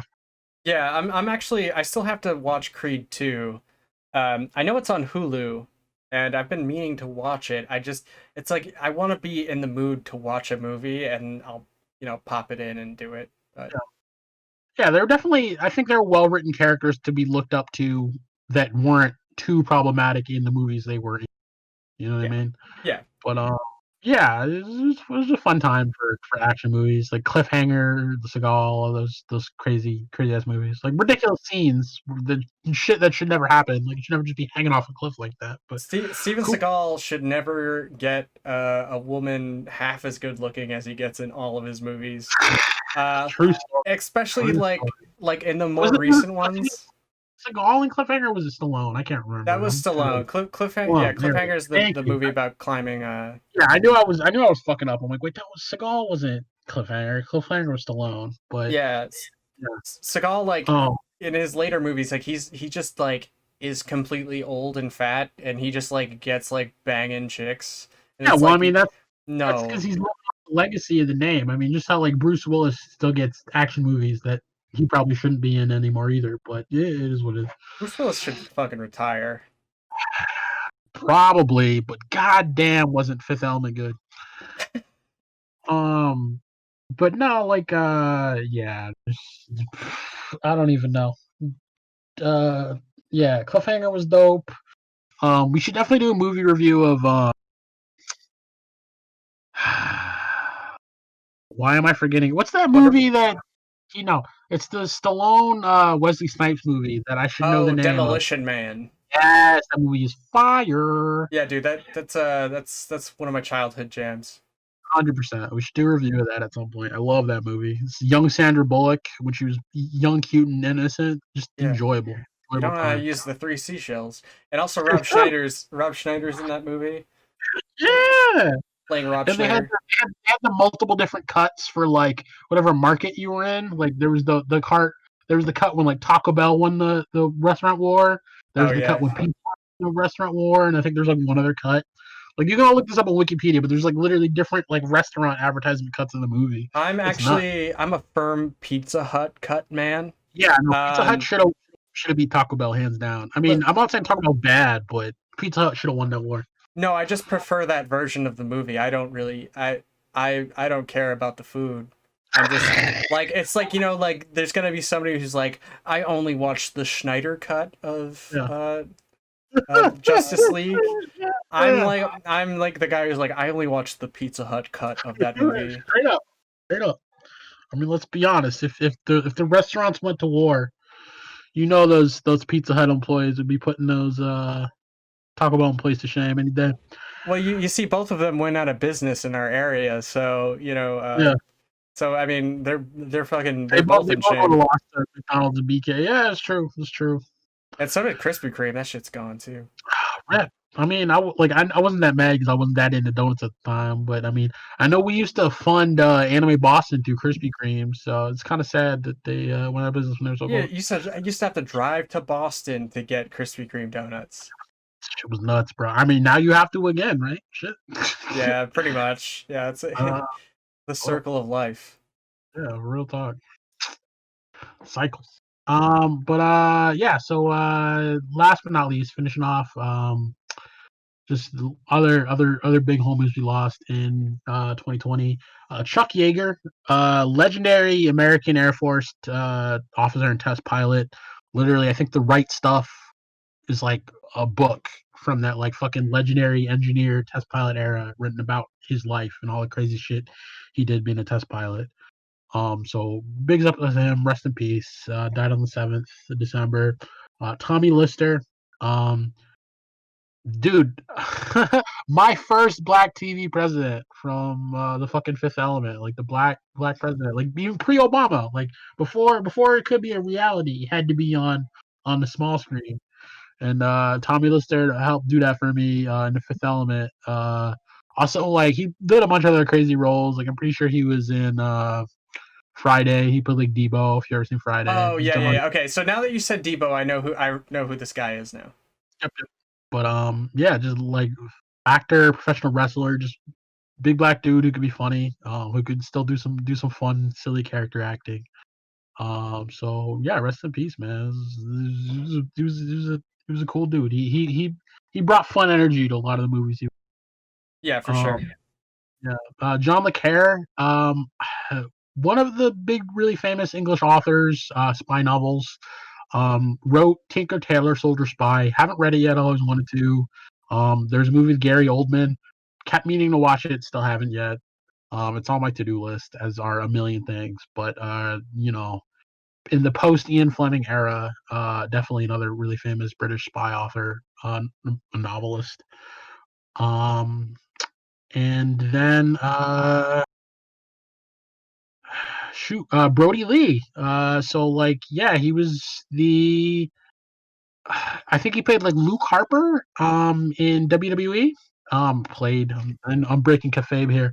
But yeah, no, another really famous and like American wrestler who died this year. So R.I.P. man. I mean, that's like it's been a tough year for a lot of it's been a tough So year. so wait, so you said we were gonna go through the bad stuff and then the good stuff. When does the good stuff start to I know, happen? right? For real, man. Yeah, 2020 taking the lumps. yeah, for sure. But yeah, okay. So yeah, no. So we've done the bad stuff.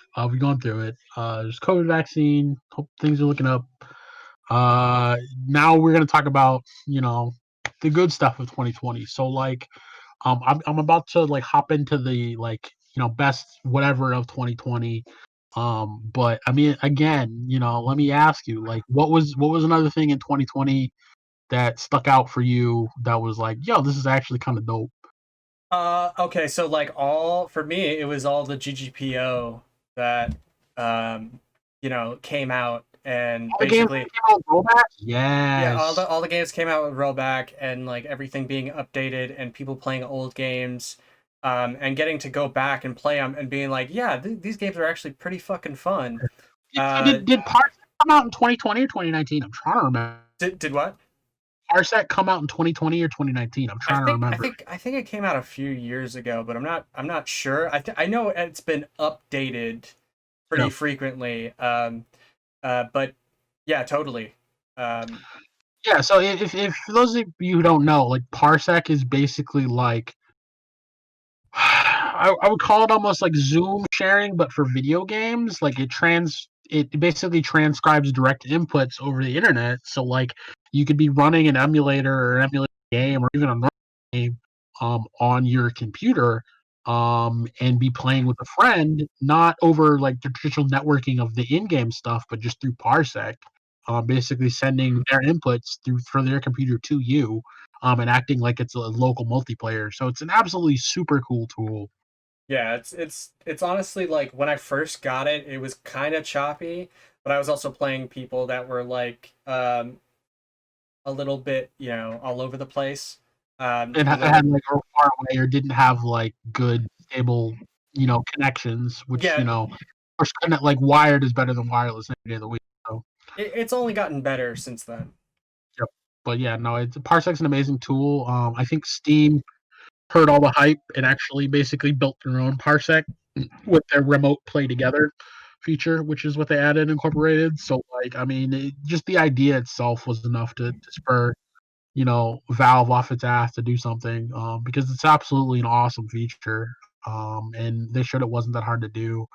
But yeah, Parsec is dope. Rollback netcode is the future. For I could sure. try to explain rollback netcode to people that haven't already heard it. But basically, it's what makes your fighting games run like they should actually run when you're playing locally over the internet. It uses some predictive shit. There's a couple other things it does. It like dis it basically separates the graphics rendering engine from the game rendering engine. So like if you don't have to transmit both of those things at the same time, you can kind of simulate which one you're doing over the internet, to try to like make the pipeline a little bit more streamlined, especially over like weird connections that can drop shit. Um, but yeah, it's really cool. It's a really cool idea, really cool technology. One of the big problems in the U.S. was that like a lot of the code is figured out, stateside, but Japan is like the home of like the most legendary fighting games pretty much in history. So it's been taking a while for them to adopt it. And yeah, some of the companies are finally learning. Not Nintendo, some companies. Well, I mean, they have a better infrastructure there, and they're a lot closer together, at least for the most part. So it's easier for them to. Worldwide, they have to deal with people who don't have great internet infrastructure or are gigantic countries like we are. So, Yeah. no, I'm happy some people are hopping on board the rollback train. I mean, the rollback basically reinvigorated Melee because before people were playing through kind of wonky connections, and then one software developer basically loved Melee so much that he's like, yeah, I'm just gonna not work for like 6 to 9 months while I all on my own for like no money, but just because I love this game, code up a rollback solution for Melee, and he did it, and it's fucking amazing. And now Melee is in its own another renaissance, just because people are able to play Melee over the internet almost as fast as playing it in real life. And that's crazy. That's nuts. That's awesome. What does Nintendo do that on their own? No, of course. It takes one insanely technically skilled fan to do that. Who has the comfort to be able to take time off work, literally just to do shit he likes. Whereas Nintendo has money and could do stuff that they wanted to do but don't. And yeah, rollback isn't even part of like Smash Ultimate. Like Smash Ultimate could be better, but they don't do it. But I mean, they're Japanese company, and they're always like, in my opinion, like Nintendo's always like 10 to 15 years behind on the internet. So in 10 to 15 years, maybe we'll finally get it. But yeah, rollback is how you want all your fighting games to play. Even if you don't play fighting games very often or just play Smash, you want it to have roll. Yeah, it honestly like it feels like I'm in the same room when I play against August even. That's that crispy shit. Yeah, it's the good stuff. So yeah, so let's see. I have a list here. PC Gamers Game of the Year 2020 was Death Stranding. That's an opinion of some of PC Gamer. No, so yeah, I mean, let me pull up the official list because, and by official list, I don't mean official list. I just mean that the Game Awards happened about 3 or 4 weeks ago, and yes, games won, games lost. Let's talk about it. But all in the whole, I mean, yeah, 2020 was an amazing year for video games, not just because of what came out, but just that like more people were spending time at home and a lot of games got played. I mean, I think gaming is definitely breaking out as one of the next big forms of media.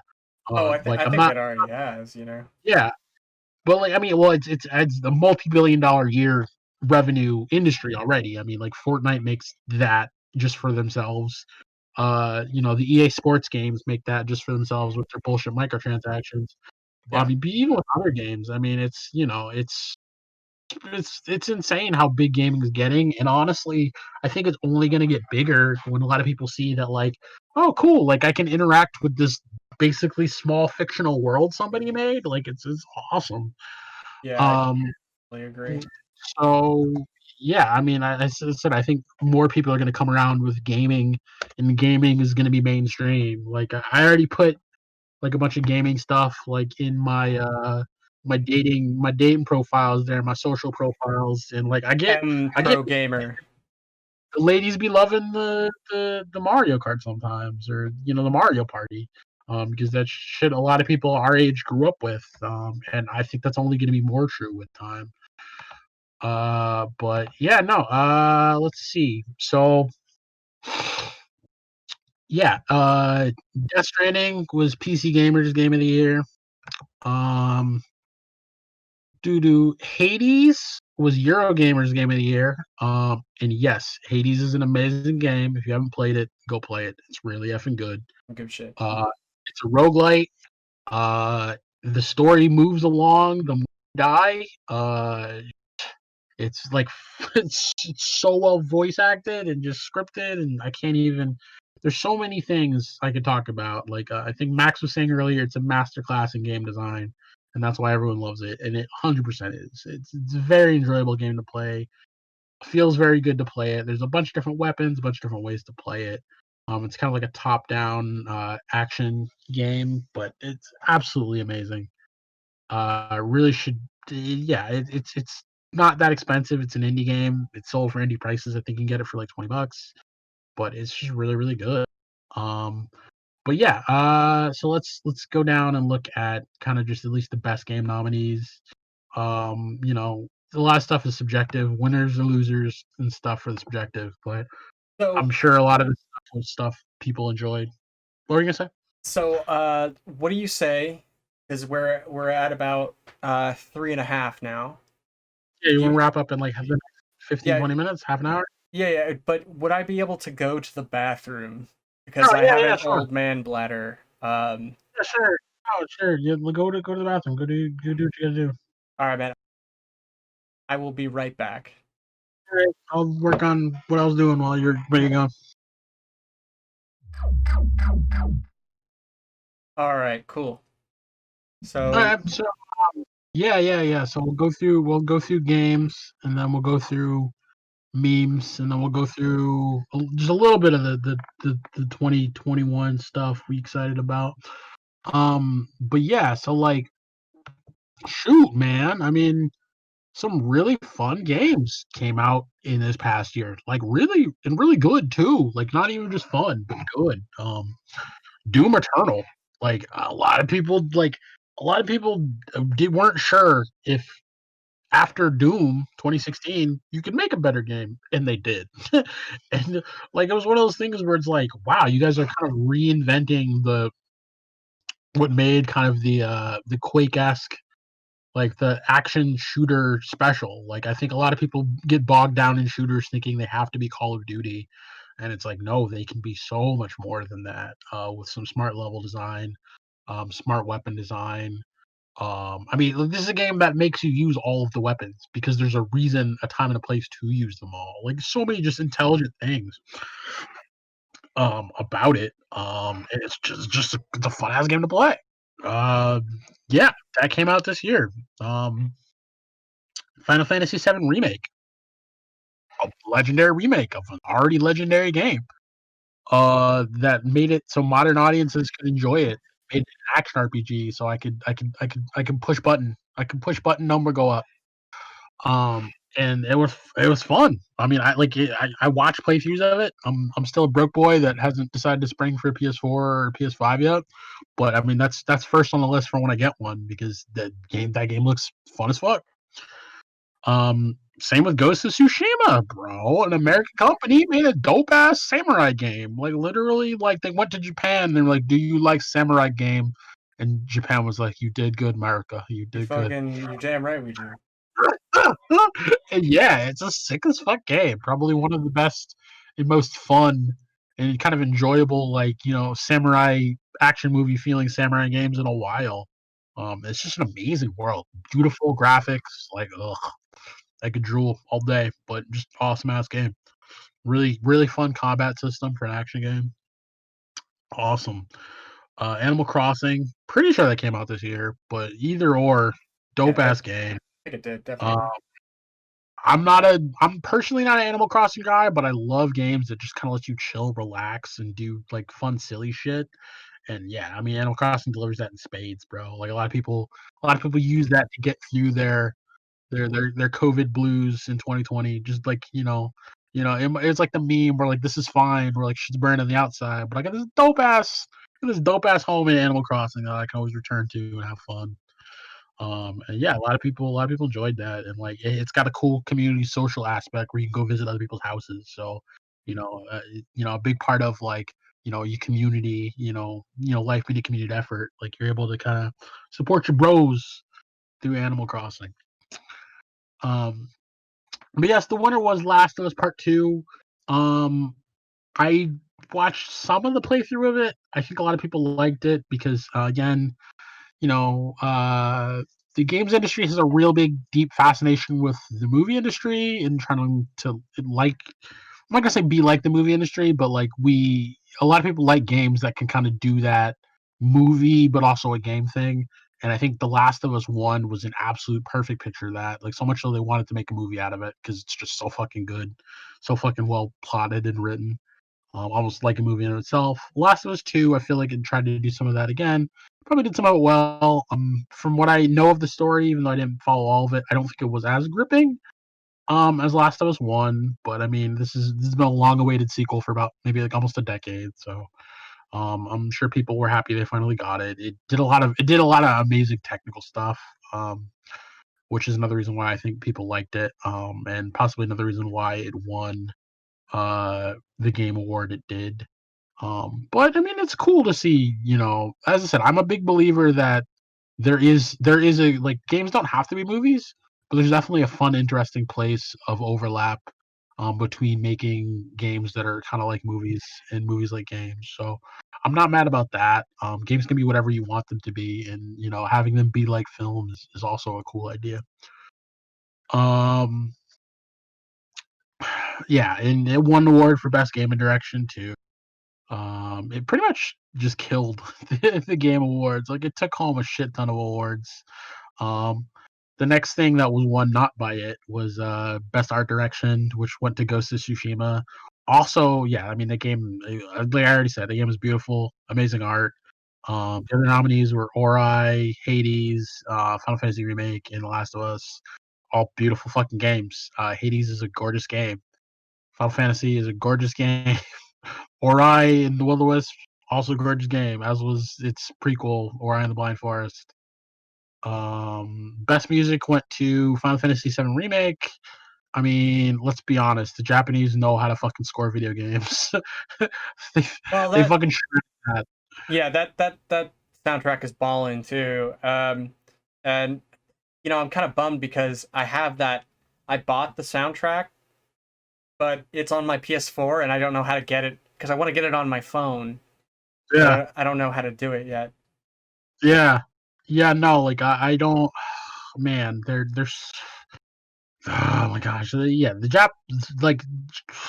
I mean, you could go back. You could go back to the '90s and look at like NES games, or even Super Nintendo games, or even PlayStation games. You can go forward. Like some of the scores for those games, you're just like, holy shit! I will remember this song 10, 20 years later because it is that good. Yoshi's And a Island. lot of the Final Fantasy games have soundtracks like that. So it's like, yeah, They do, yeah. I mean, if if I were to say, I think for me, I don't know about 9, but I know that 6, 7, 8, and 10 all have amazing soundtracks. Um, and I even don't for really like the games that look like jank, like PlayStation. I mean, it wasn't jank at the time; it was the height of graphics at the time. But like, right. even like going back and playing those games with their like on the original hardware, even with the jank graphics, listen to those soundtracks. You're just like, holy shit! Like, whew, Yeah, impressive. yeah. There's some really good stuff. Speaking of which, I still have to go back and play the Final Fantasy VIII remake when I Yeah, get no, a I have chance. yeah, I have. I think I have 8 too on my. I have like 8 and 10 that I want to play because it might have been 9 and 10, but yeah, like I have them on my Switch and I'm like I keep needing to get around to playing them. But Literally the yeah, perfect way to play them. portable, hell yeah. Switch is a dope console. As I said, Nintendo does a lot of things ass backwards, but one of the things they definitely understand is people want to be able to take their games anywhere they have to go, and which you can pretty much do that. The internet and other shit is one thing, but being able to be portable is another. One day we'll all pay money to our Stadia overlords for rent, but until that day, Stadia, yeah, it's Google coming. It's Stadia. coming for you. It's the Yeah, silent. It's the silent killer. It's gonna sneak up on you. I Apparently, mean, the you best way play to Cyberpunk. You best way play to play Cyberpunk, yeah. Yeah, this is the thing. They're gonna get you. They're lulling you into a false sense of security so they can knife you in the back with how good they eventually get. Wake the Uh, fuck up, samurai. Basically, we have a game industry to burn. Uh, We have credibility to burn. Basically, yeah. I mean, Google's got money to throw at the problem, so they're not hard up for that. Games for Impact. Tell me why. I don't know much about the Games for Impact category. For a thought-provoking game with pro-social meaning or message, it's cool. I'll have to kind of research more of that. There was some really kind of unique games that came out this year. There's another game I'm gonna talk about that it's like a photography game that like tries to teach you how to take good photos. Like there's just some cool, unique games. Like I like the ideas that people can use games to teach different skills or ideas. I always thought that was a really neat concept, and some cool games like that came out this year. Best ongoing game, No Man's Sky. Really interesting. It beat out Apex Legends, Destiny 2, Call of Duty Warzone, and Fortnite. I Wow. mean, Yeah, out of those yeah, games, No Man's Sky at least deserves it for the E for effort. Everything else is kind of like, yeah, it's a game, but like, what more is it? Like, No Man's Sky is like, I can build a whole world, and also, yes, space is huge, and also, yes, I can finally play with my friends. So they delivered on that promise. So yeah, I can see why it won out of those. Best indie game, Hades won because it's dope as fuck. yeah. Uh, some other nominees were Carrion, Fall Guys, Spelunky 2, and Spiritfarer. Now I'm wondering if this list was put together before or after Among Us came out, because holy shit, like Among Us should have been honorable mention for games that Uh, blew up in 2020. I mean that yeah. So yeah, best mobile game, Among Us, easy money, easy free. clap, free. Yeah, I mean everyone's almost heard of Among Us right now. The game, like, it came out at the perfect price point. Game's $5. It's free on mobile. I A mean, I gift have card. it and I've never played it. Yeah, no, I hear it's fun. I mean, like the toughest part about it is like finding 10 people you can play with that because it's more fun that way.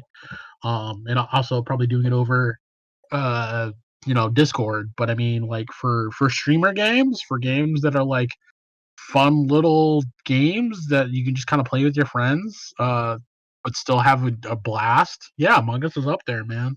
It's like Lie to Your Friend Simulator, only it's kind of fun. But yeah, other big games that grew this year, Genshin Impact. Genshin Impact came from the idea supposedly that they wanted to make a Zelda Breath of the Wild, but with anime waifus, Pretty much. and free. And they did all of those things. And that's an insane idea, but it's also genius because holy shit. Make a game as good or deep or fun as Breath of the Wild, make it free, put waifus in it, and then charge people for their costumes. They're printing dollars. Easy. Free. So like, yeah, I still haven't gotten around to playing it, but it's on my list because it's like, oh shit, I don't have to pay money for this unless I want more shit. Sign me up. Like Yeah. this is just a fun game, and it's a single player game. Like it's kind of breaking the freemium microtransactions mold of like, well, we're gonna make a microtransactions game, but you have to play with other people. And it's like, no, I don't. I just want a fun game I can play.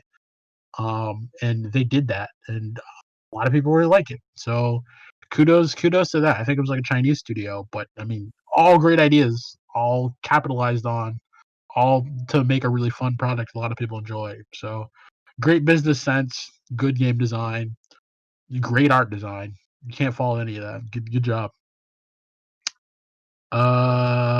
And then I guess the other nominees were like Legends of Runeterra, which I think is like a card League of Legends game. I don't know. Like, I don't know much about it. And then Pokemon Cafe Mix, which I also don't know much about. And then Call of Duty Mobile, which I hear a lot of people really like. I'm not gonna be the type. I'm not gonna judge anyone who plays Call of Duty on their phone. I just feel like as someone who grew up playing shit like that on a controller, I'd rather play on a controller. But Oh, I mean, dude, shooting man. yeah, big ups to people that play FPSs on phone. Like they came up with a really cool UI interface to do that. Yeah, I what's just that all think, about? yeah, I don't know. I would just go crazy trying to play an FPS on a phone. I'd be like, "Where's the buttons? I want controller." I want shooty with trigger. But yeah, best community support. Fall Guys won that. Best VR AR, Half-Life Alyx. Yes, there was a new Half-Life game that came out this year. Yes, crazy, I know. Valve did it to sell VR headsets. Yes, Valve can still design games. We didn't know that, but they could. I heard Half-Life Alyx is really fun. It almost makes me want to spend $1,000 on a Valve Index. I won't, but it almost makes me want to. Almost. But yeah, no, I mean, I definitely think VR. Having played a little bit of VR gaming on a friend's VR headset, I definitely think VR, AR, XR is a future of a lot of technology. I just don't think we're there yet. But it's apps like this which are going to help drive up the install base. So I got to give credit where credit's due. And best action game, Hades. It was up against Doom, Half-Life, Neo 2, and Streets of Rage 4. Streets of Rage 4, also something I didn't think we'd get this year, but also very, very, very cool. Yeah, that game kicks ass. Holy shit. I mean, I don't know if it was the perfect year for it, but like taking out your aggression with a classic beat 'em up, good ass time. Good ass time. Yeah, no, it's I've had a lot of fun. I played through and beat it with a friend. Yep, I played it with you a little bit too. Yeah, it's been a long time. I don't even remember who I played it with, but I actually still I double dipped on that one because I liked it so much. Yeah, I have it on the Switch and PC. I have it on the Switch. I haven't got it on the PC yet, but I plan to. It's a very, very good game. Double dip. Double dip. Best action adventure. Assassin's Creed Valhalla, Ghost of Tsushima, Spider-Man Miles Morales, Will-O-Wisp, Jedi Fallen Order. Last of Us won that. But I will say Fallen Order was a cool ass game. They basically decided to make, let's do Dark Souls with Star Wars, and yes, that was an amazing idea. They were absolutely right. Just a cool game. Cool game so much that people want to see characters from that show up in Mandalorian. So cool game. Spider-Man Miles Morales spinoff. I mean, exaggerated swagger of a black man aside, very cool game. So I mean, showed off kind of the PS5's, awesome loading times. It was a launch title for the PS5, so PS5 at least has the games or some of them. But no, I heard that was really fun. It had its own kind of unique differences from Spider-Man, Spider-Man, and people liked it a lot. Best role-playing game went to Final Fantasy Remake. Final Fantasy is an RPG. I mean, I guess you role play as Cloud. I don't know, like I think RPG is such a general term right now. It doesn't really capture all of what an RPG could be. Because yes, it's an RPG, but I mean, Cloud is a he's kind of a blank slate, but he's also kind of a fixed character too. But I mean, yeah, He's definitely a blank slate at first, but he sort of he starts to flesh out later on in the game. Yeah. As I said, I think there's different forms of RPGs where it lets you kind of build your own character, or it just lets you kind of choose the actions of a character already there. I think the only one that's the true blank slate on this list of Game Awards nominees was Wasteland 3, which is it's basically a full RPG, build your own character, do shit you want to do, stuff like that, choose different factions. But yeah, there were some dope games that came out this year, man. Yakuza 7 Like a Dragon. It's basically Japanese GTA, but it's supposed to be more fun, and it is very fun. Well, it's I don't know if yeah. It's an RPG, right? So they changed. If you don't, most of the people who listen probably don't know anything about Yakuza, the Yakuza games, but yeah, they were basically like GTA's, but had kind of action combat style systems. Think I wouldn't say think Batman, but similar kind of action combat. And they decided, no, we're just gonna be different. We're actually gonna make this one a turn-based RPG for Yakuza 7, and it worked out amazing. So it's super fucking fun. They wanted to make it's actually called Like a Dragon, only in the US title. The Japanese title is Yakuza 7 Dragon Quest, because the main character got like dropped on a head when he was a kid and like loves Dragon Quest. So like at a certain point he starts like hallucinating that shit's like Dragon Quest and everyone just rolls with it. But the game like kind of meta like plays like an RPG, but it's cool as fuck. It's super fucking cool. Did you hear that the director of that wants to take? I believe it was the director of Yakuza 7, but he was saying that he wants to try to make a Sonic game. I didn't hear that, but I mean, if anything he makes with this much polish, I'm interested in at least to try because goddamn, this was a cool game that was unexpected, especially with like a big divergence from what they were originally doing in the past. But yeah, it's basically like a GTA with fun mini games, and its own kind of quirky style. It doesn't take itself as seriously as GTA is. So if you're an American who's never played a Yakuza game, there's a bajillion places people will tell you to start. Some people will tell you to start with 0. Some people will tell you to start with like Kiwami 2. The naming convention of Yakuza is insane, but I mean honestly, the cool thing about Yakuza 7 is you can just drop in right there and not have played any of it and still enjoy it. They wanted to start with this game and absolutely did a great job. Kiwami Um, means extreme. I just yep. have to say Oh, that. I don't know why, but I do. yeah, learn Japanese every day. Hey. Best fighting game winner was Mortal Kombat 11. Fighting game people love to complain, but holy shit, this was probably the biggest budget fighting game ever made. It looks like the biggest budget fighting game ever made, and it's pretty fucking polished too. Yeah. So big up fucking NetherRealm, WB Studios. Big ups to Ed Boon, who's been fucking spearheading Mortal Kombat since the fucking 90s when like shit was like mo-capped people on a background in 2D. Like the man's been in the industry a long time. He knows how to make a clean fucking game. This is a really good fucking game and a really good fucking fighting game. And yeah, different fighting game artists have tastes of like, well, I like this and I don't like this, and they're very picky. But it's still a really cool fucking game, guys. It's probably the best fighting game they've ever made. In fact, a lot of people bitch now because they think it's overbalanced, Really? which is hilarious bitch for fighting game players Oh because yeah. fighting are even quicker to bitch when something's unbalanced. But no, they're like, oh, it's overbalanced. I can't do crazy shit I was able to do in the last game. It's just like, what the hell do you want? But no, Mortal Kombat 11 is a cool ass game. If you can get it for cheap, you should try it.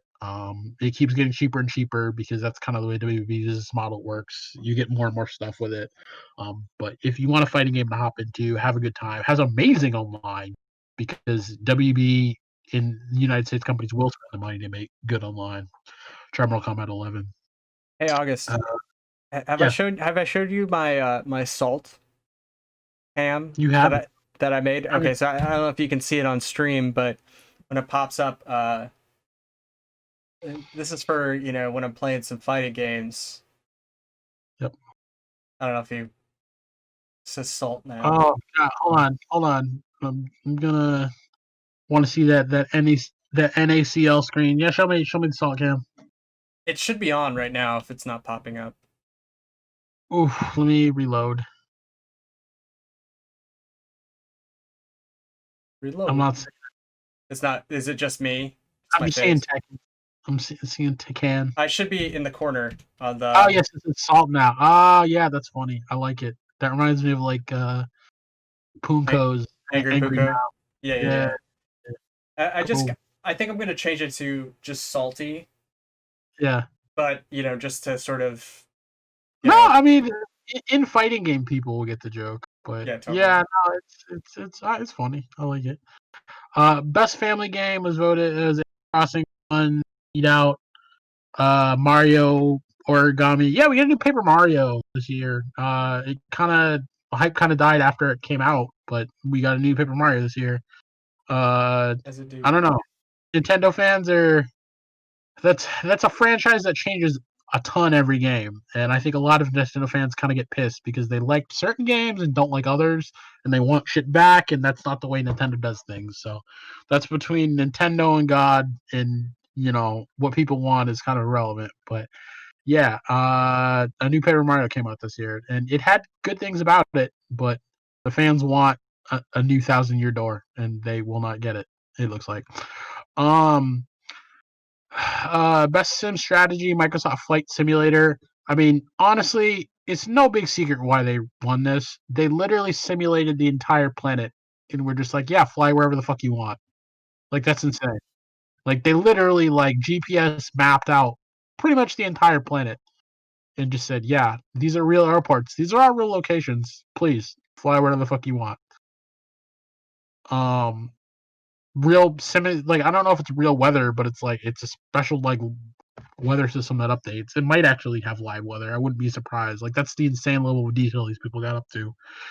Um, but yeah, it's I think it's like the first like true Earth mapping flight simulator. It might not be, but like they put a shit ton of detail in this and it shows. So yeah, Flight Simulator 2020. Holy fucking shit, Microsoft. This is Yeah, insane. wow. Very, very cool. Other cool sims that came out this year: Crusader Kings 3, Desperados, Gears Tactics, which is like an XCOM Gears of War game. That's cool. I want to play it. I already like XCOM though. XCOM Chimera Squad. They wanted to make a Squalor Squad based XCOM game. They did. People enjoyed it. Yeah, I mean, I don't know what else can be said there. Best sports racing sim. We got a new Tony Hawk game this year. That was really an old Tony Hawk game, but it was good. So One I'm and two. okay with it. Yeah. Yeah, like, we got basically a definitive remaster of 1 and 2 with modern graphics, new and old skateboarders, and was actually like a lot of the new mechanics that we loved that were made during the underground. And it all came out in one game, and it was really well polished and didn't have a shit ton of glitches and really easy to play. And Yeah. people still love Tony Hawk because Tony Hawk is a master class in fun game design. So yeah, people love this too. So yeah, Vicarious Visions, Activision, amazing. You basically reignited Tony Hawk for a whole other decade of kids. So yeah, honestly, big good on you, big ups. Best multiplayer, Among Us. We already talked about it. Game's fun as fuck. Uh, Best debut game, Phantasmophobia. Haven't played it, mean to. It's got some really cool VR features and other stuff. Um, Best esports event, League of Legends. Not super in a league, but good on them. Best esports game, League. I mean, these leagues have been doing League sports for a while. That's not surprising. League But yeah, sports. esports. But yeah, no, I mean, this was definitely a year of gaming. For a lot of people because a lot of people had more time at home or they're spending more time at home. And yeah, I mean, it's cool that gaming is becoming, you know, a big part of pop culture. As someone who's always thought it was awesome, you know, it's cool to see, you know, something become more mainstream. For sure. It's a great thing, man. Um, Yeah. but So yeah, I'm almost wrapped up here. Let's see, 20.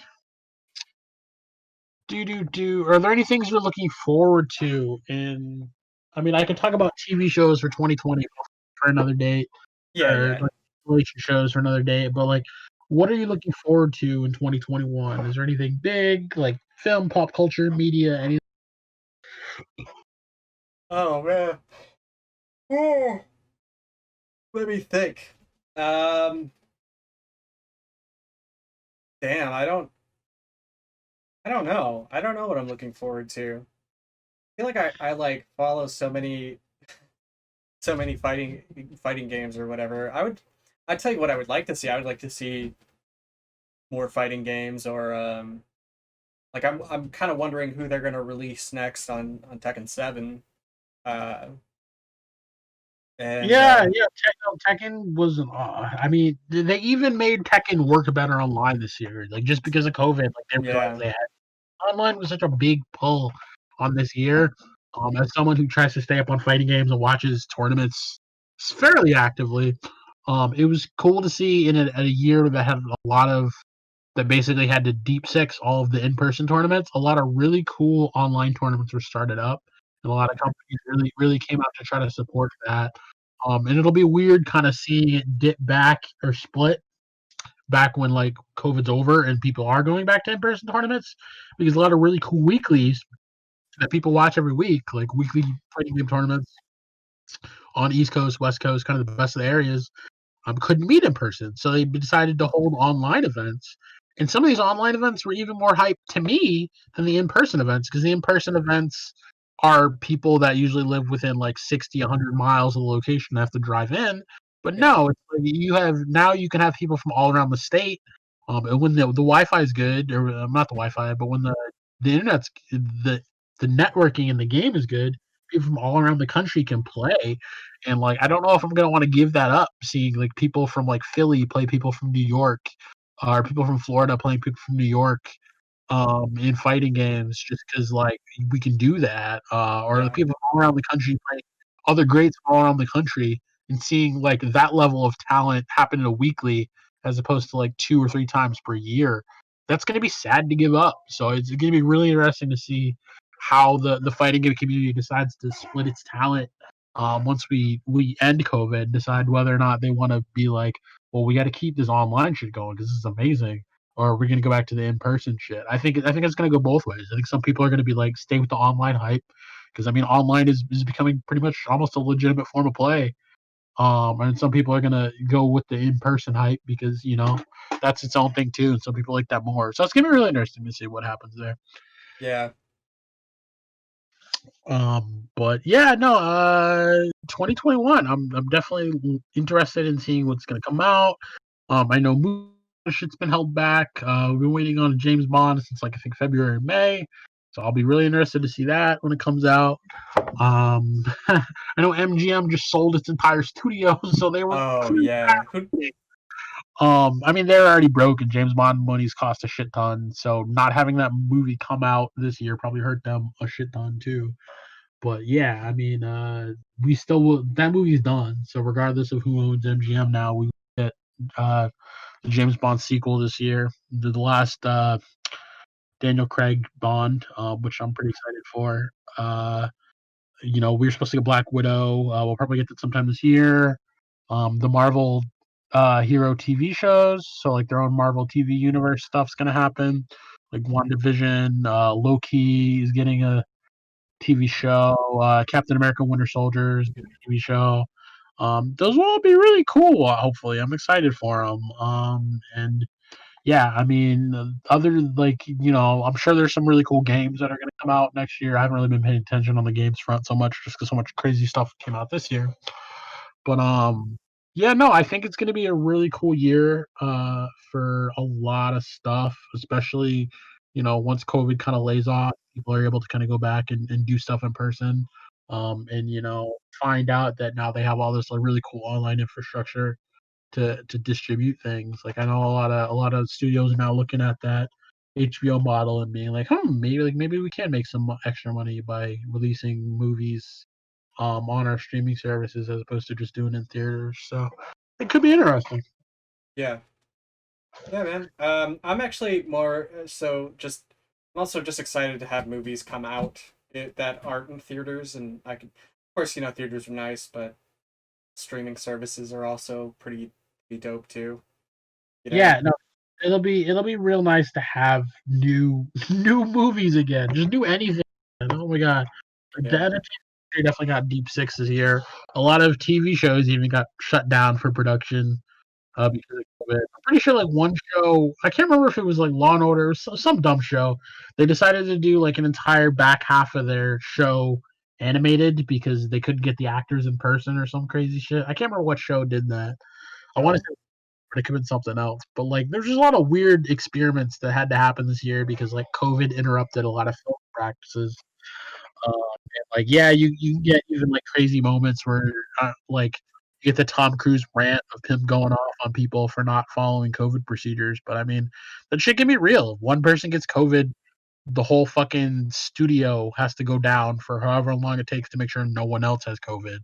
And like a lot of big, like his main complaint was like a lot of big movie studios are looking at us right now and wondering, like, based on how we do, whether or not they should do anything. So like that entire industry is kind of being hamstrung because of COVID. And like it's one of those things that like he had a point. Like you guys should take this seriously in a certain way. Yeah. Um, But yeah, no, it's gonna be interesting. Like, I really hope film and TV comes back. I know, it was definitely a fun way, easy way to pass the time during 2020. I know I saw a lot of funny memes about how, like, uh I saw a meme about, like, a statue to the great heroes of 2020. It was just a dude sitting on a couch, like, playing a Switch. But, like, I mean, really, like, if you could stay home, like, if you had a job that allowed you to stay home, and not everyone did, because, I mean, yeah, that's the economic world we live in. Our government didn't do anything to help people that could or couldn't or lost their jobs. I mean, yeah, we suck. We know. Hopefully, we get better. But the people that could stay home or work from home or ended up having the financial stability to take time off work, for whatever reason, um, yeah, I mean, you best serve the public by staying inside, not going out too much, or at least trying to stay away from accidentally infecting or getting infected other people. So, like, big ups to the people that were able to stay home and, try to find some fun stuff to do at home.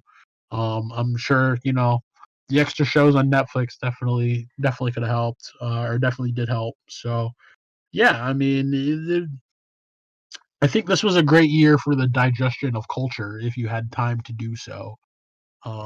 So yeah, I mean, here's hoping in 2021 that, everyone learns something from that. Yeah, for sure. But Uh, yeah, no, I mean, that was kind of my 2020 2021 wrap. I mean, just big ups to the new year. I'm excited, to, take what I learned about myself, about the world, and, try to reapply it, try to get better, try to improve. I'm Um, ready to wash this 2020 ass out of my mouth.